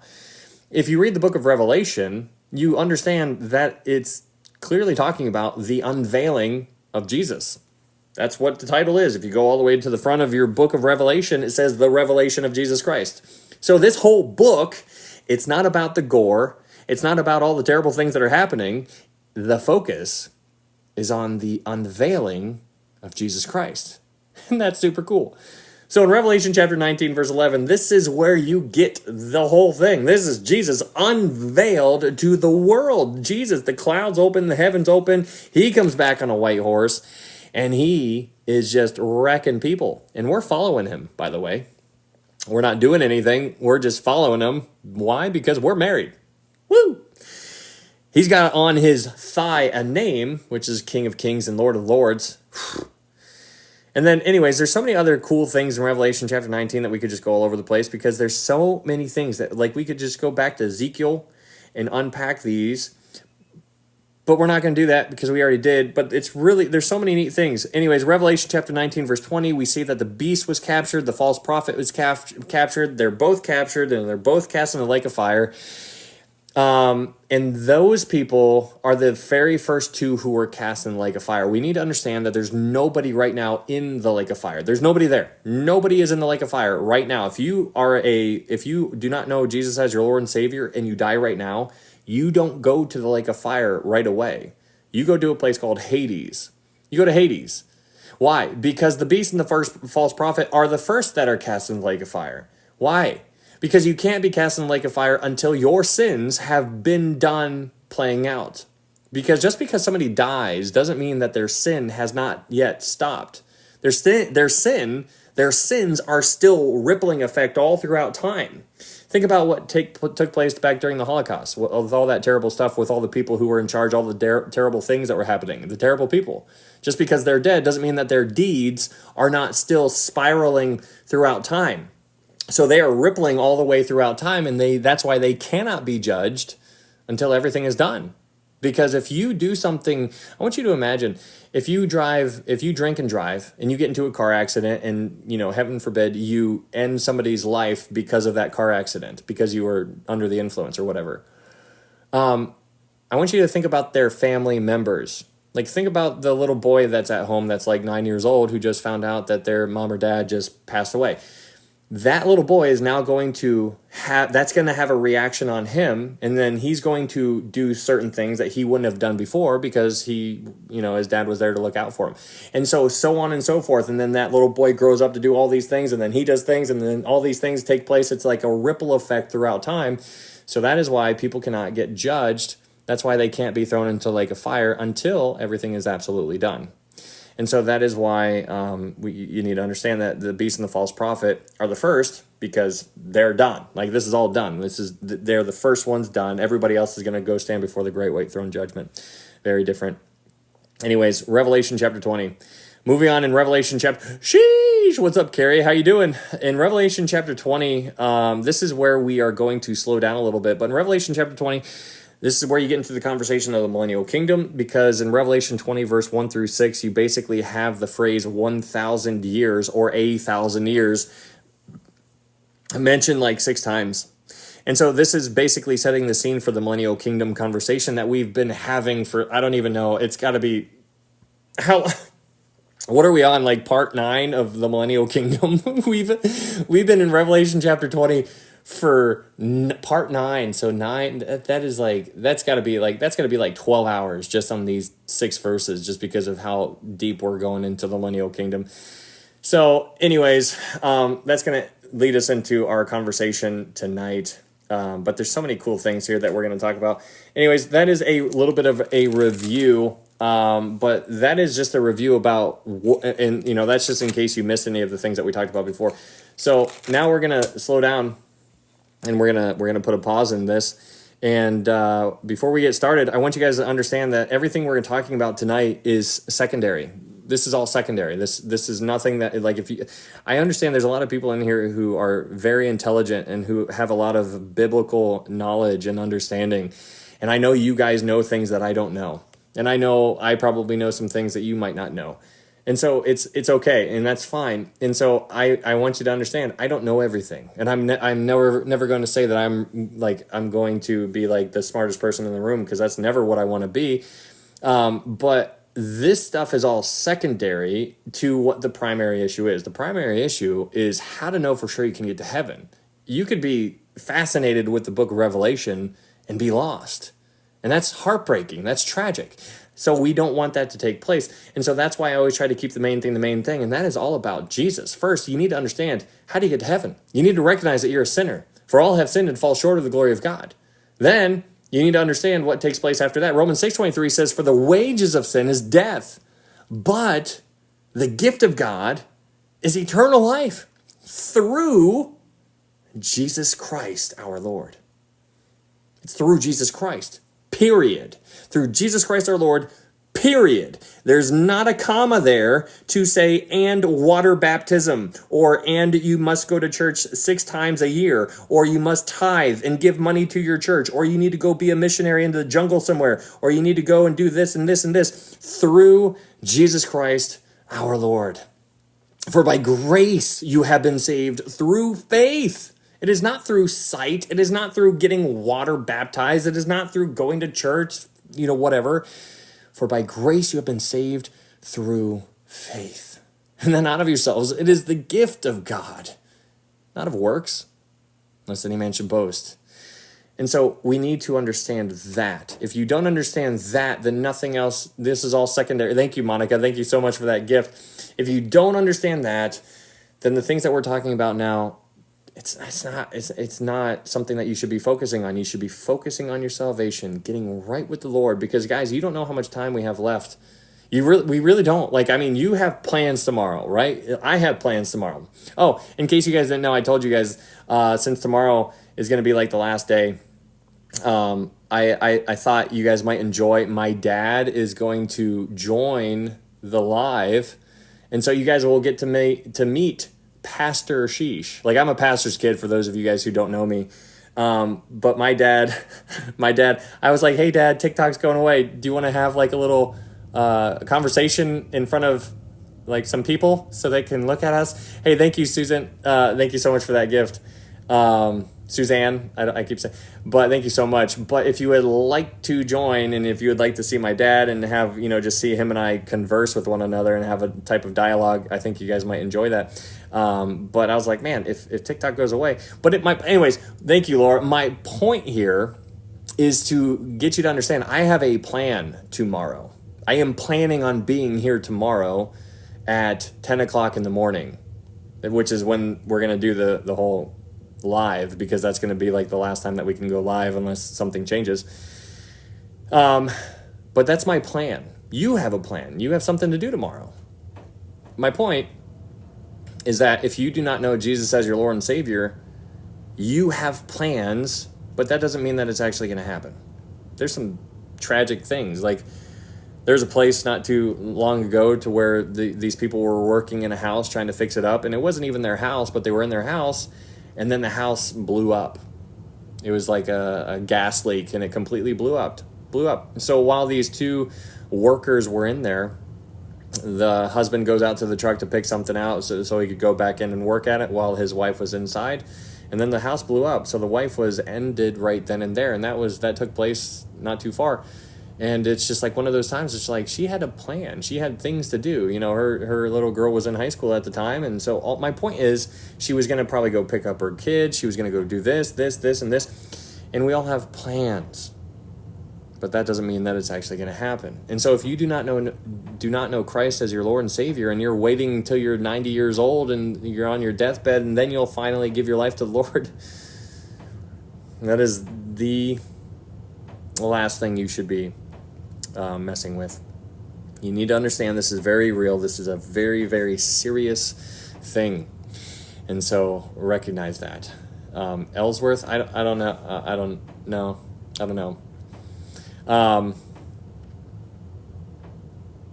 Okay. But if you would like to follow me on YouTube, just in case you guys are here for a little bit amount of time, we're going to continue, if TikTok goes away, we're going to continue these Bible studies on YouTube. I'm live streaming on YouTube right now, and I'm live streaming on TikTok right now. So if you would like to at least go over and subscribe on YouTube, that way if TikTok does go away, we can at least stay in touch in some kind of capacity. And because these live studies are going to continue, at least as long as I possibly can. So if you would like to follow over on YouTube, there's a YouTube link in my TikTok profile. It's ITZ_sheesh. What time is it where you are, Monica? But we will have 3.5 years to decide who is the beast, right? So no urgency now. Urgency now. Hey, thank you. My cup overflows. Thank you for following me over there. I appreciate it. What time is it? You said 8:30 p.m. where you are? Okay, so it is 11:30 here. So 3 hours. So 10 o'clock my time will be 7 o'clock your time, Pacific time. But 10 o'clock Eastern Standard Time is what I'm trying for. Yeah, the World Economic Forum is crazy. Okay, why you know so much?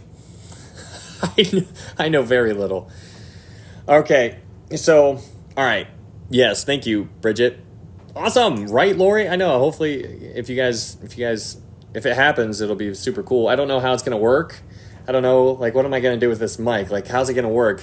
This is a very small screen that we can work with. So my dad and I were literally gonna be like, like right next to each other, like just trying to like move over, like.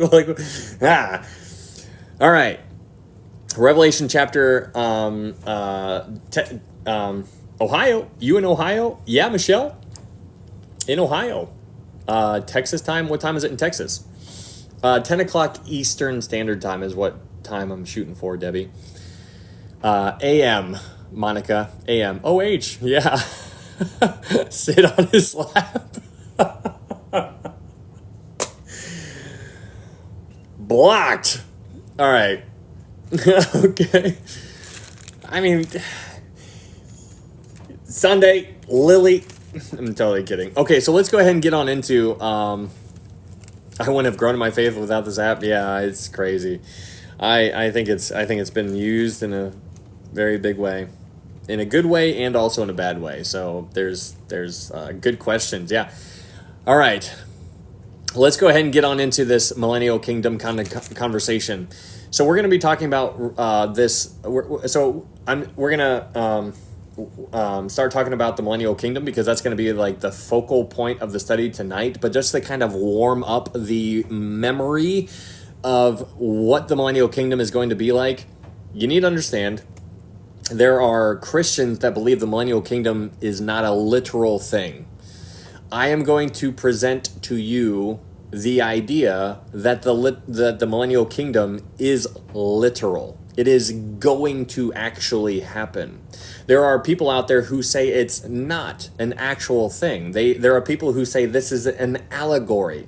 They say it's describing, it's almost as if Jesus is reigning in your heart. And they try to explain it away by using that. But the way, the danger when people start doing that is that they fail to recognize that there are many things that need to take place in order for all the prophecies to be fulfilled. So without the millennial kingdom, then there's a whole bunch of prophecies that will never be fulfilled. For example, in Luke chapter 1, when Gabriel goes up to Mary, Gabriel tells Mary, he's like, hey, Mary, you're going to have a child.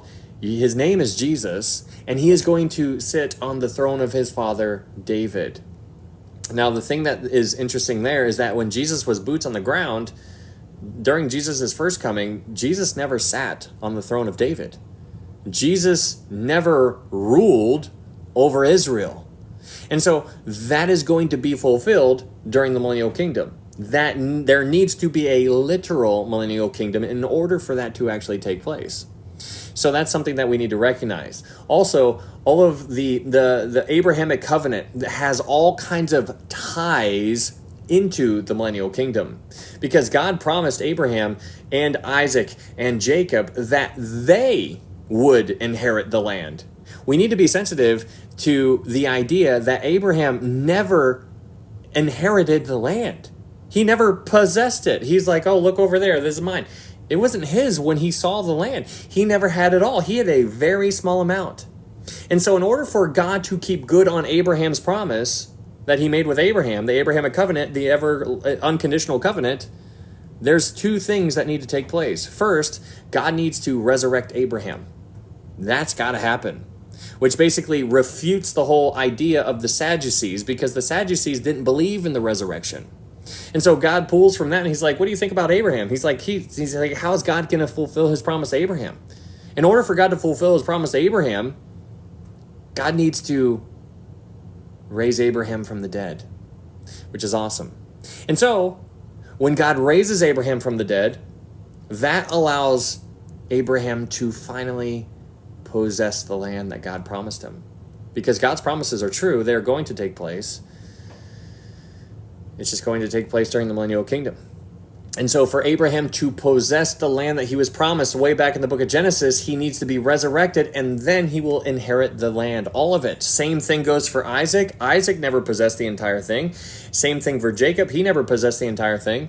And so in order for those promises to be kept, they need to be resurrected, and then they can possess the land.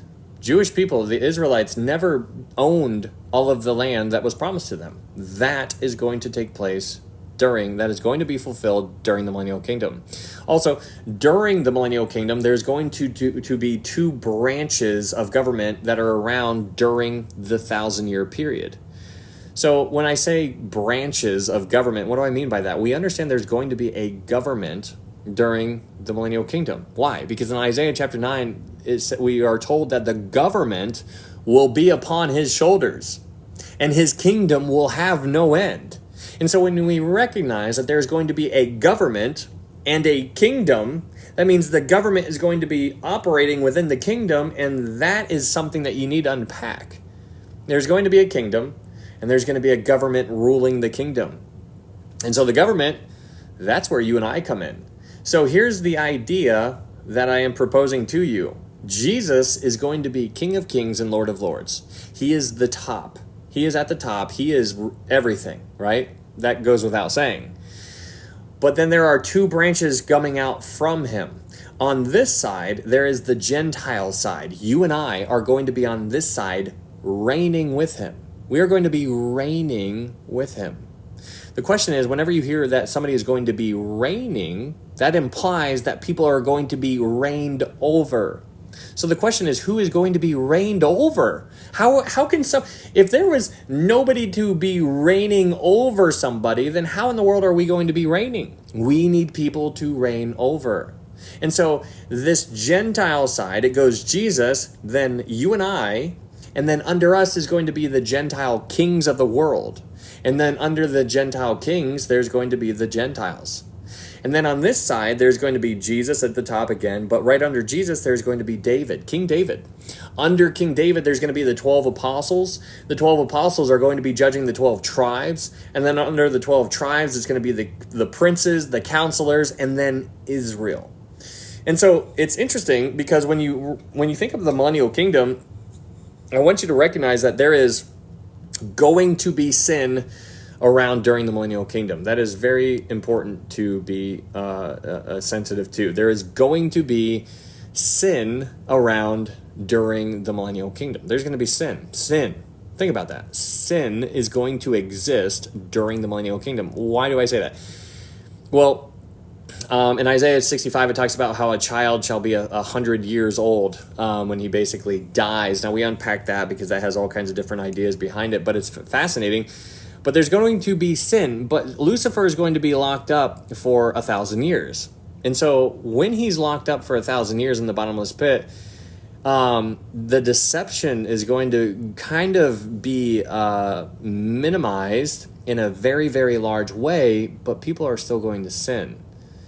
And so that is just proving our sinful nature. And so humans are basically going, let's go all the way back. Okay, so the idea is, here's a timeline. I'm going to present to you a timeline of what it looks like so that we can think linearly. So the next thing on the timeline, the prophetic timeline, in my opinion, is the rapture. We will be taken out of here. After the rapture occurs, sometime shortly after that, the tribulation period will begin. 7 years is going to begin, 7-year tribulation. At the end of the 7-year tribulation, Jesus is going to return to the earth. And then after he returns to the earth, there's going to be a 75-day period that Daniel 12 tells us about. And within those 75 days from the end of the tribulation, 75 days after the tribulation, there's this period of time where multiple things are going to take place. One of those things that take place during those 75-day interval is called the sheep and goat judgments. Jesus is going to judge the Gentiles based upon how they treated the Jewish people. And so that's very fascinating. So the sheep on the right, the goats on the left. The sheep, the Gentiles, are born again. Those are the ones who got saved during the tribulation. They are still in their human bodies.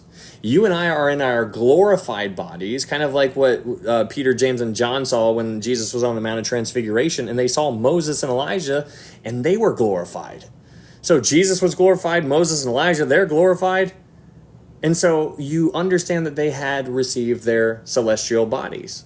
And so it's really fascinating thinking about this kind of stuff. Like, okay, like how does this even work? Like they had their, like, I just scratch your head. Like it just stretches your mind trying to understand this kind of stuff. But what I want you to recognize is that during the millennial kingdom, you and I as the bride are going to not have the body that you have right now. You're going to be given a celestial body. And so our celestial bodies, our heavenly bodies, are going to reign over the sheep who walked into the millennial kingdom. They still have their human, earthly bodies. And so our heavenly bodies are going to be around their earthly bodies, and we are going to reign over them. And so that is the idea of reigning. So in order for you and I to reign with him, we need somebody to reign over. And those people that we are reigning over are the humans that made it through the tribulation, the born again, the people who got saved during the tribulation. Really kind of cool to see that. Anyways, that is a little idea of what's going on during that time period. And yeah, that's millennial. That is very millennial. The Davidic covenant was something that we also talked about, very important to recognize. We talked a lot about the Davidic covenant. That's a good thing. That's in 2 Samuel chapter 7 and 1 Chronicles chapter 17. Good chapters to unpack, lots there. But during the millennial kingdom, there's the nation of Israel is going to be regathered. Right now, Israel is scattered all over the place. Like if you look on a map, just because you have a map and we have a map doesn't mean that that's accurate. Like if you look on a map, Israel's this big. This is big.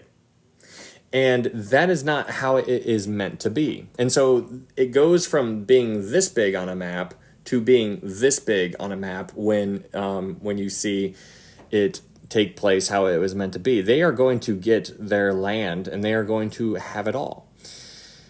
So something else that we talked about before is the millennial mountain. We talked about there's going to be a millennial mountain during this time period as well. And on top of that millennial mountain, there's going to be a millennial temple. There's a whole bunch of millennial stuff that is going to arrive during the 1,000-year period. And so again, I'm going to present to you all of this information from a viewpoint that I believe in a very literal millennial kingdom, a very literal 1,000-year reign where Jesus is reigning on earth. That is going to take place for 1,000 years. That is not eternity. You need to understand that the 1,000 years is not eternity. The 1,000 years is a little blip on the scale. And so this is good to dive into. But the millennial temple is something that we talked about before, but it's also something that we are going to be talking about tonight. Okay, so that is something that we're going to be getting into right now. Victor says it was not a literal 1,000 years, and it already happened. Oh. Huh. Yeah, so somebody on YouTube says that it is the 1,000 years already happened. And so there's that viewpoint, and I am arguing completely against that in a very friendly way. Just super friendly. But yeah, okay, so let's go ahead and get on into it. But the millennial kingdom, so the millennial kingdom, 1,000-year reign, messianic kingdom, whatever you would like to call it, it's all calling the same thing.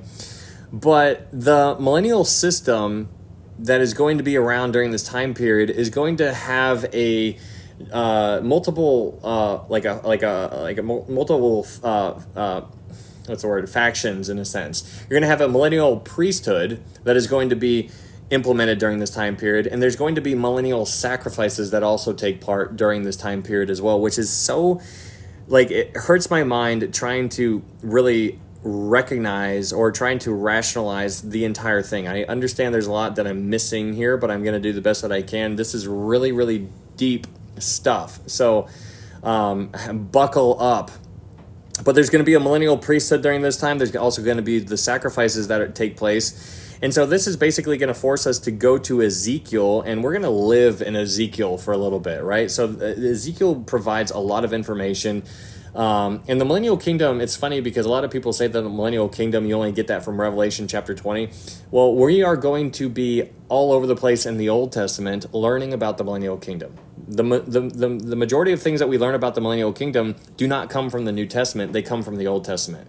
And so this is why it's really good to dive into it, because it makes you just like, it almost, sometimes it brings more questions than it does answers, but it really helps reveal some of the picture that we are looking forward to. But just recognize and remember that we are looking very, very far into the future from where we are right now into a time that we can't fully relate to as of yet. But the priesthood and the sacrificial system that is going to be reinstated during this time is not going to be the Mosaic law. Now, that's something that we need to recognize right off the bat. This is not going to be Mosaic.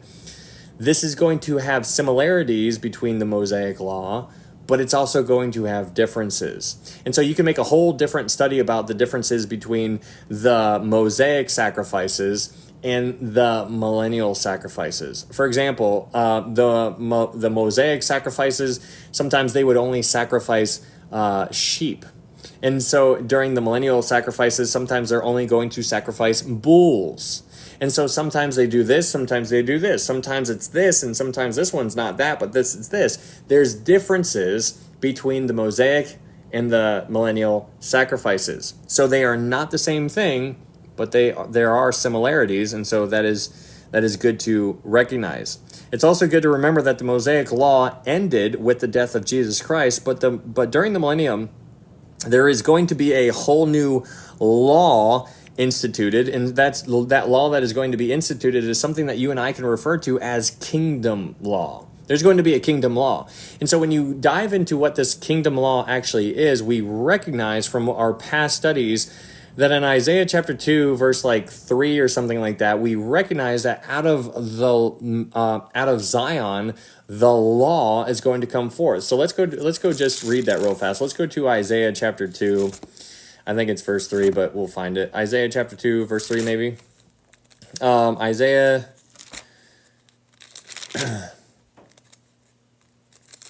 chapter 2,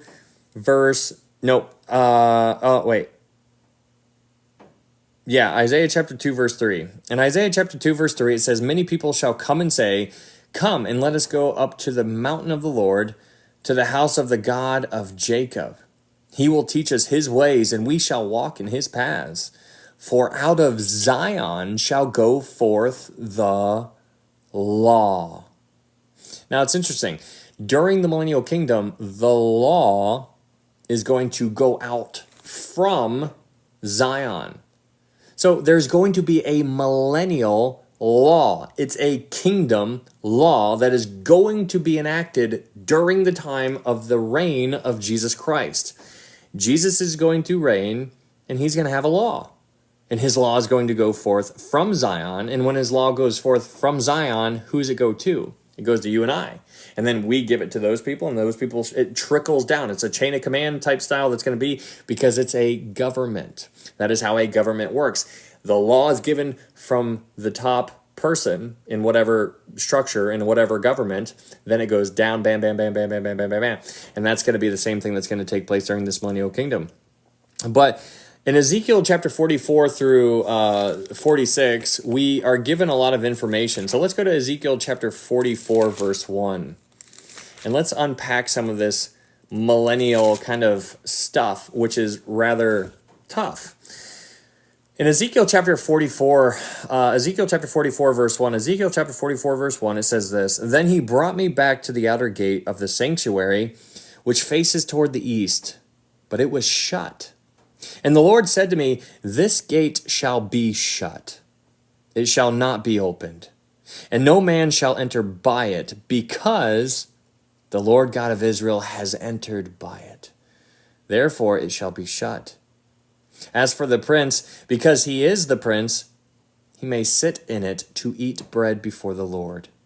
He shall enter by the way of the vestibule of the gateway and go out the same way. Now, what's interesting about this right here is in Ezekiel chapter 44, verse 1 through 3, which is what we just read. In the beginning of the millennial kingdom, the outer eastern gate will be shut, and it's never going to be opened again throughout the 1,000 years. We are told that very clearly here in Ezekiel 44, verse 1 through 3. The eastern gate is going to be shut, and it's not going to be opened.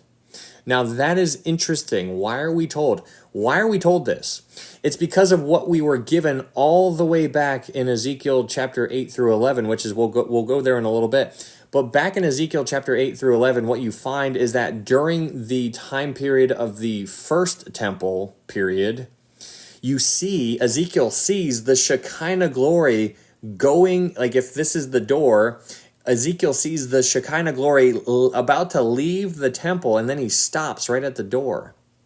And he lingers there.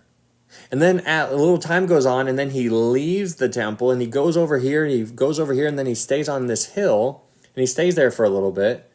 And then he goes and he ascends into heaven.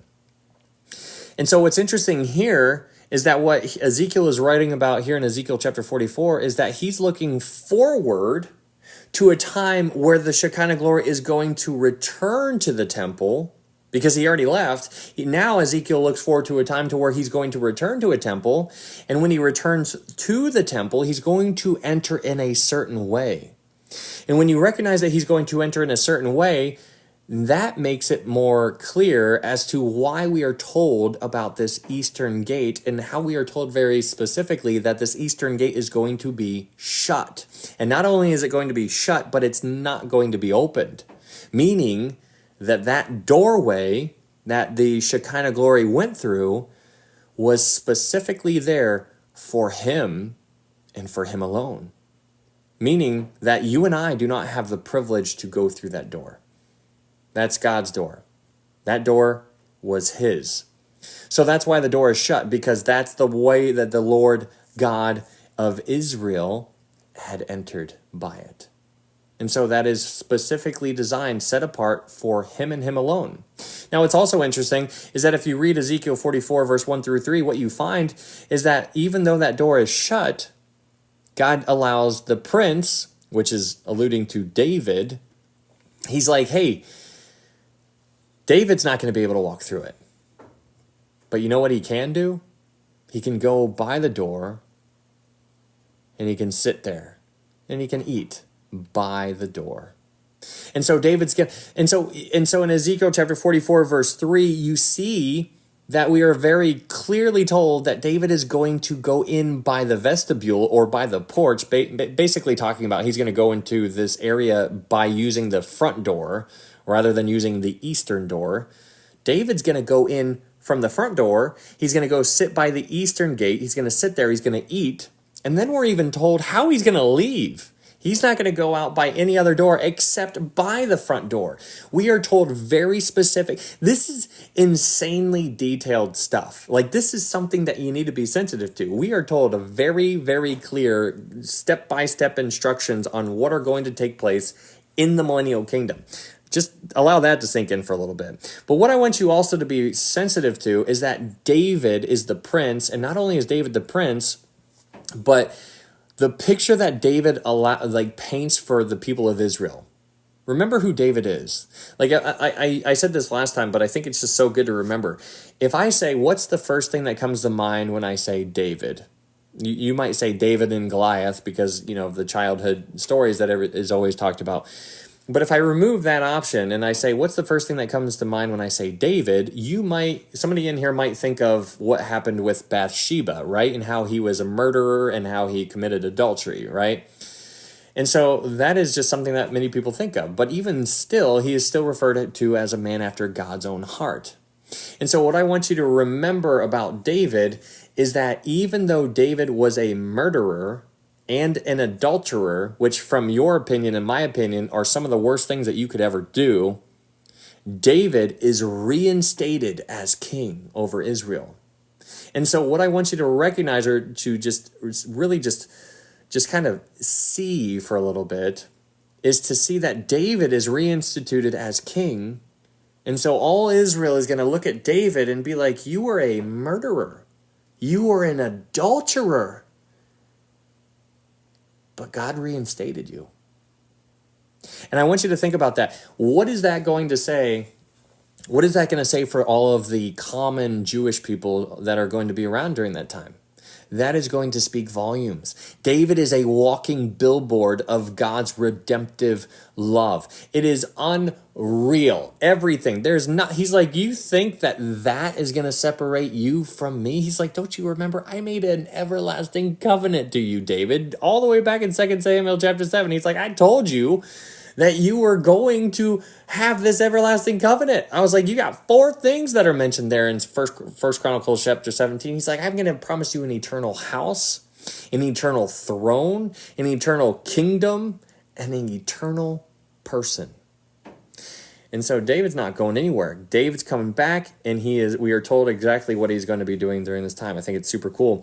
As you continue reading through Ezekiel chapter 44, verse 9 through 14 basically describes the duties of the Levites, who are basically going to be taking care of this millennial temple.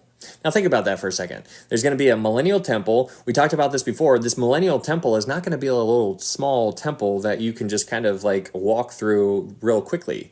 This millennial temple, we are told the dimensions of it. It is 1 mile by 1 mile by 1 mile by 1 mile. That's a big building. This building is unbelievably massive. There's nothing like that in the world right now. 1 mile by 1 mile by 1 mile by 1 mile. What? And so this is basically the idea that this is depicting here in verse 9 through 14. But the Levites are going to be taking care of this millennial temple. Just think about that. They're taking care of it. Why do they need to take care of it? Even though it's I need you to always remember that even though there is a perfect king, Jesus, and even though there is a perfect kingdom, you and I, reigning in our glorified bodies, never to sin again, we are still living in a world that has sin in it. That's interesting.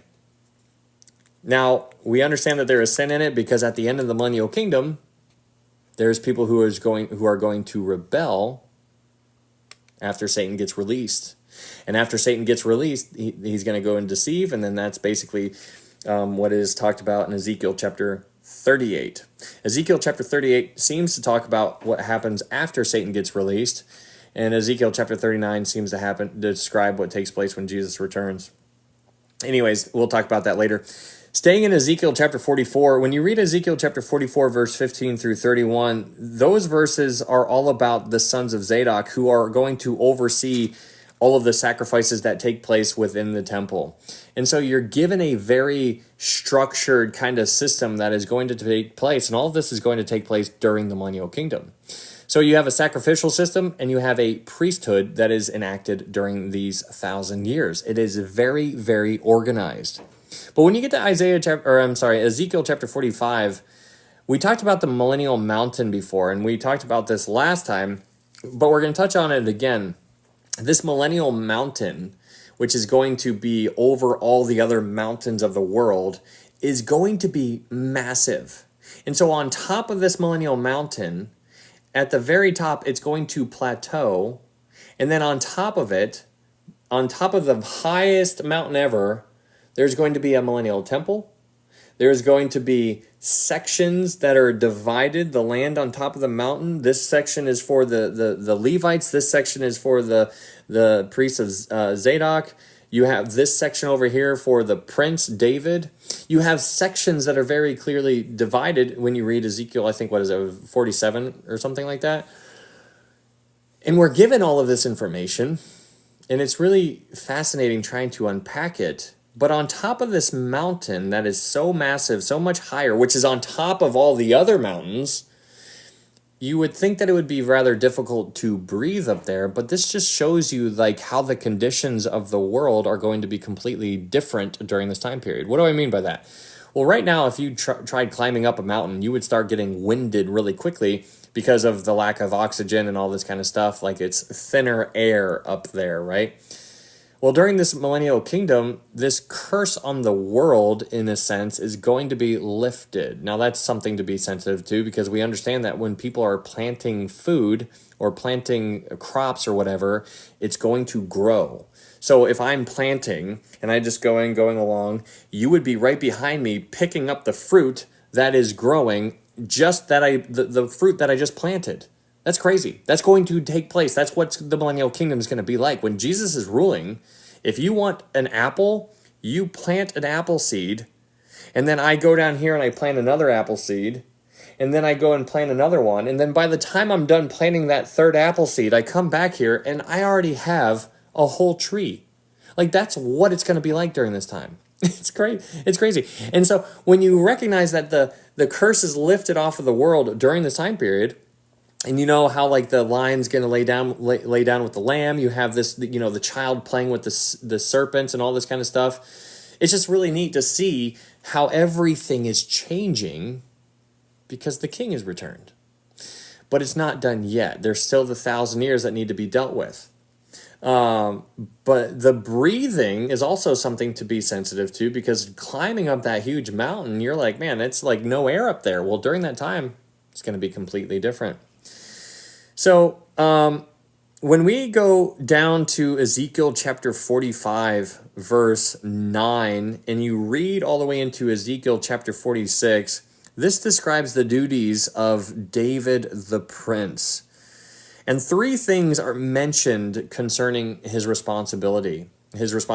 David is going to have things that he is in charge of. He's going to have to take charge of certain things, and he is going to be responsible for this, and this.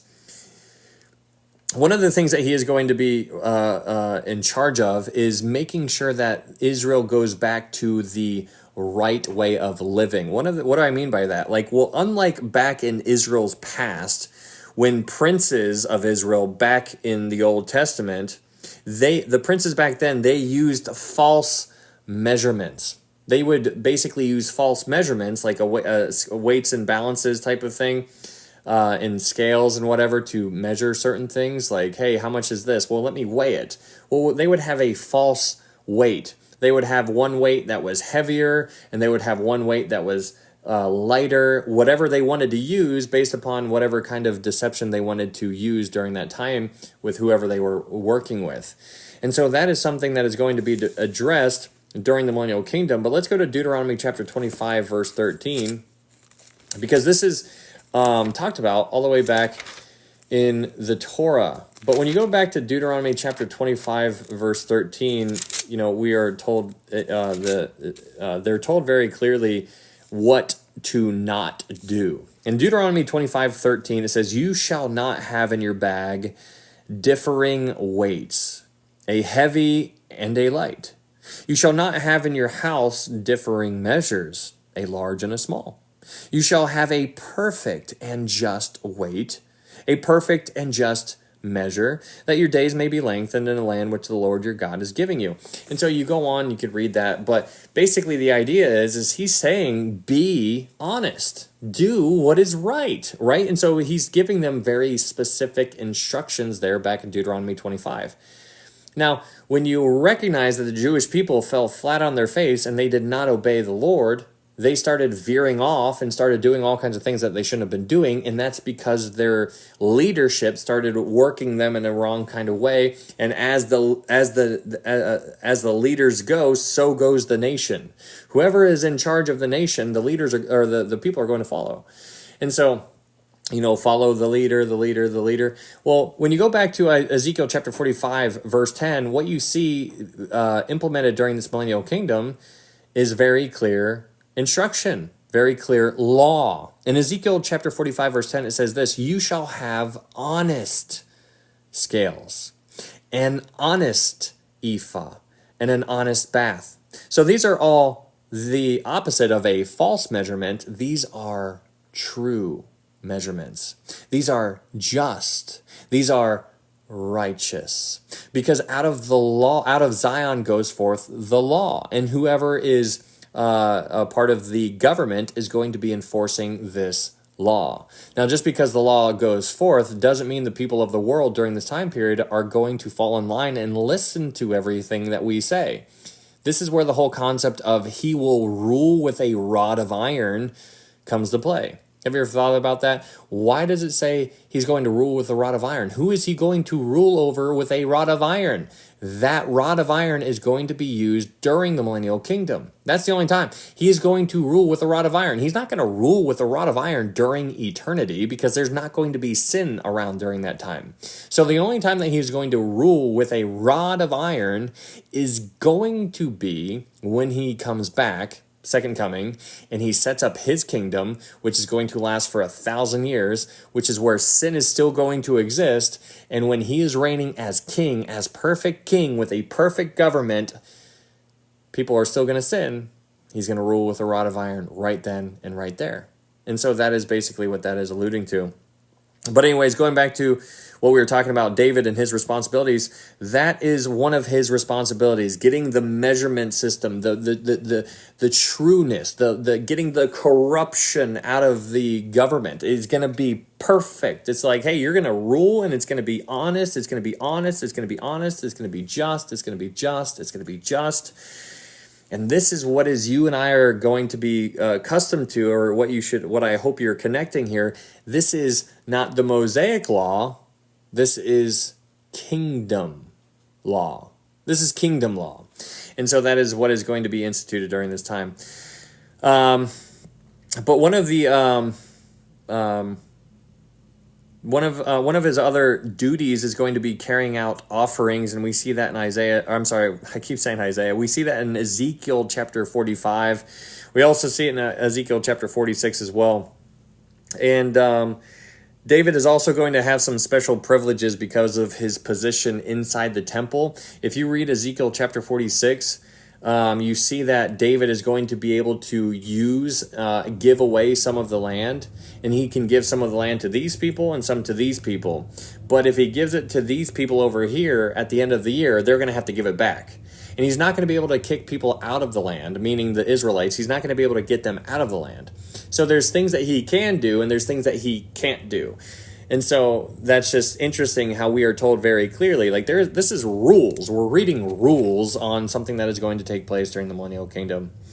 Anyways, when you continue reading, so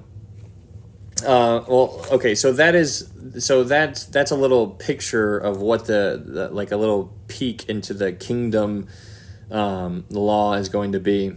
When we go to Ezekiel chapter 45 verse 18, you get into this really, really strange, really, really thought-provoking kind of passage.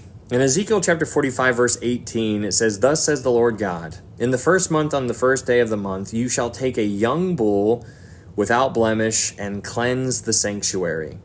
The priest shall take some of the blood of the sin offering and put it on the doorposts of the temple, on the four corners of the ledge of the altar, and on the gateposts of the gate of the inner court. And so you shall do on the seventh day of the month for everyone who has sinned unintentionally or in ignorance. Thus you shall make atonement for the temple."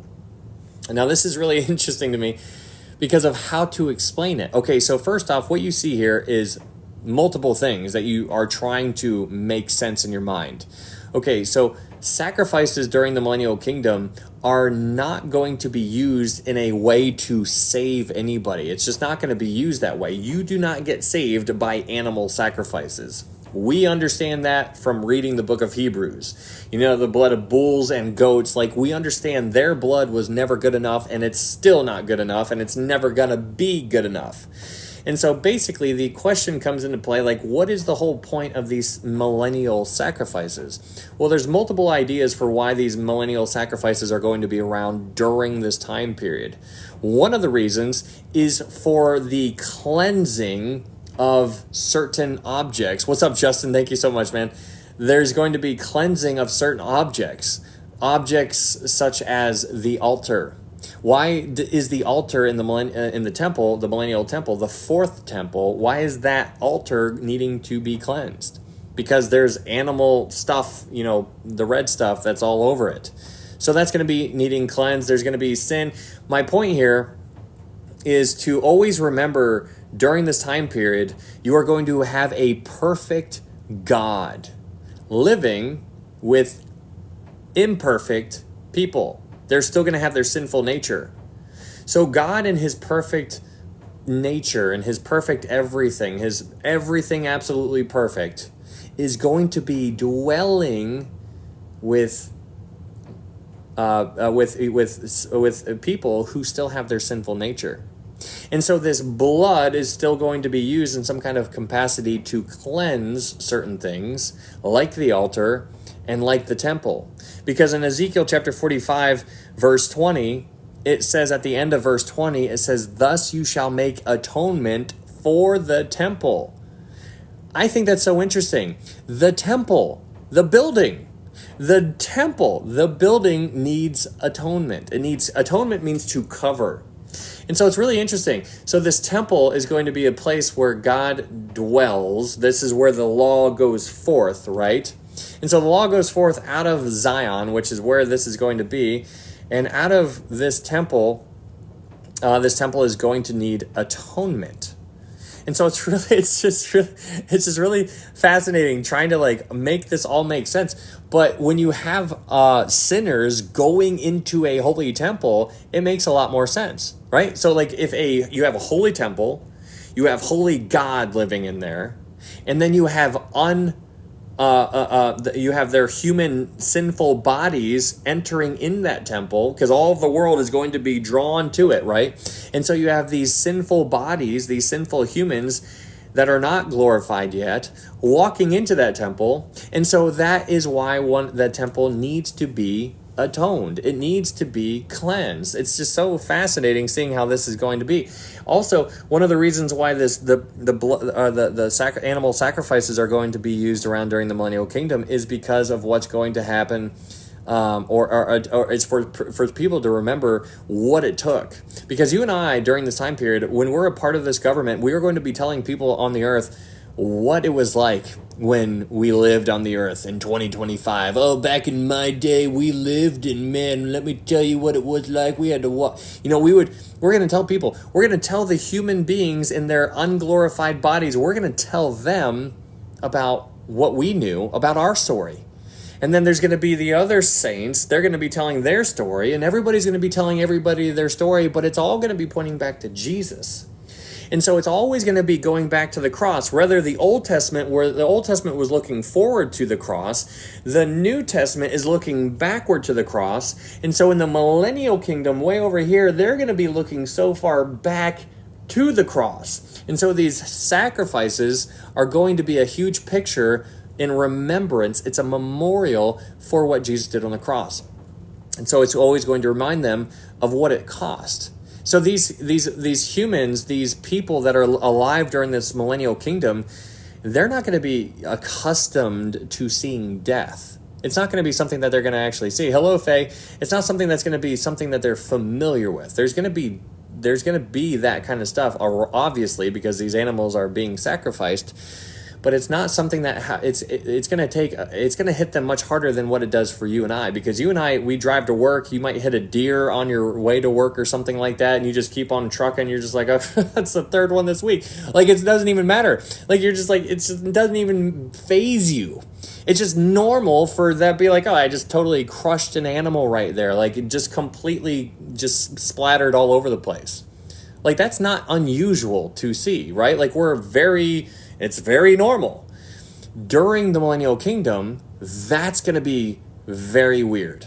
That's going to be so strange for the people who are in their still unglorified bodies, because they're just like, man, it's so strange that they're ending all of these animals' lives for what are they doing that for? And we'll be like, can we tell you why? And so it's a picture of Adam and Eve. You remember in Adam and Eve when they were in the garden, what did God have to do right when they sinned? Right when they sinned, what did God do? He killed an animal. And so Adam and Eve, without knowing anything, was given a picture of what it cost for sin. And so Adam and Eve learned. Can you imagine Adam and Eve like, oh my goodness, Bambi, like we've been hanging out. Like, I mean, you and I would go play Frisbee out in the park and then God just took you and just ended you right in front of me. Like, can you imagine how that would come across to them? They'd be like, like just like jaw dropping. But think about the learning lesson, the lesson that they learned right when they saw that. They're like, oh, we did this, which forced God to do that. And so that's crazy. What's up?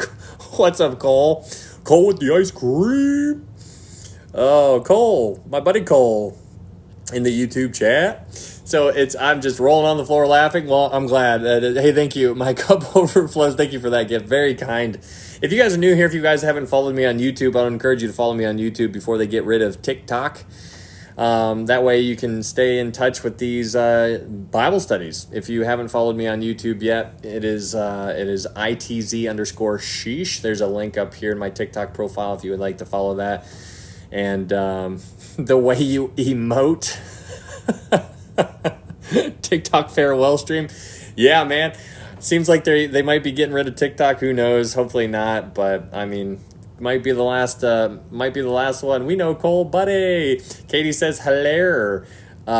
Yes, thank you for pinning that, Amber. It's ITC_sheesh. If you want to type that in, you can follow me over there if you would like to. But yeah, so anyways, it's just really fascinating trying to like recognize that there is going to be a millennial priesthood that is in charge of these millennial sacrifices that are going to be taking place during the millennial kingdom. And so that is something that is really kind of really cool. But we need to understand that this is going to take place. It is actually going to happen.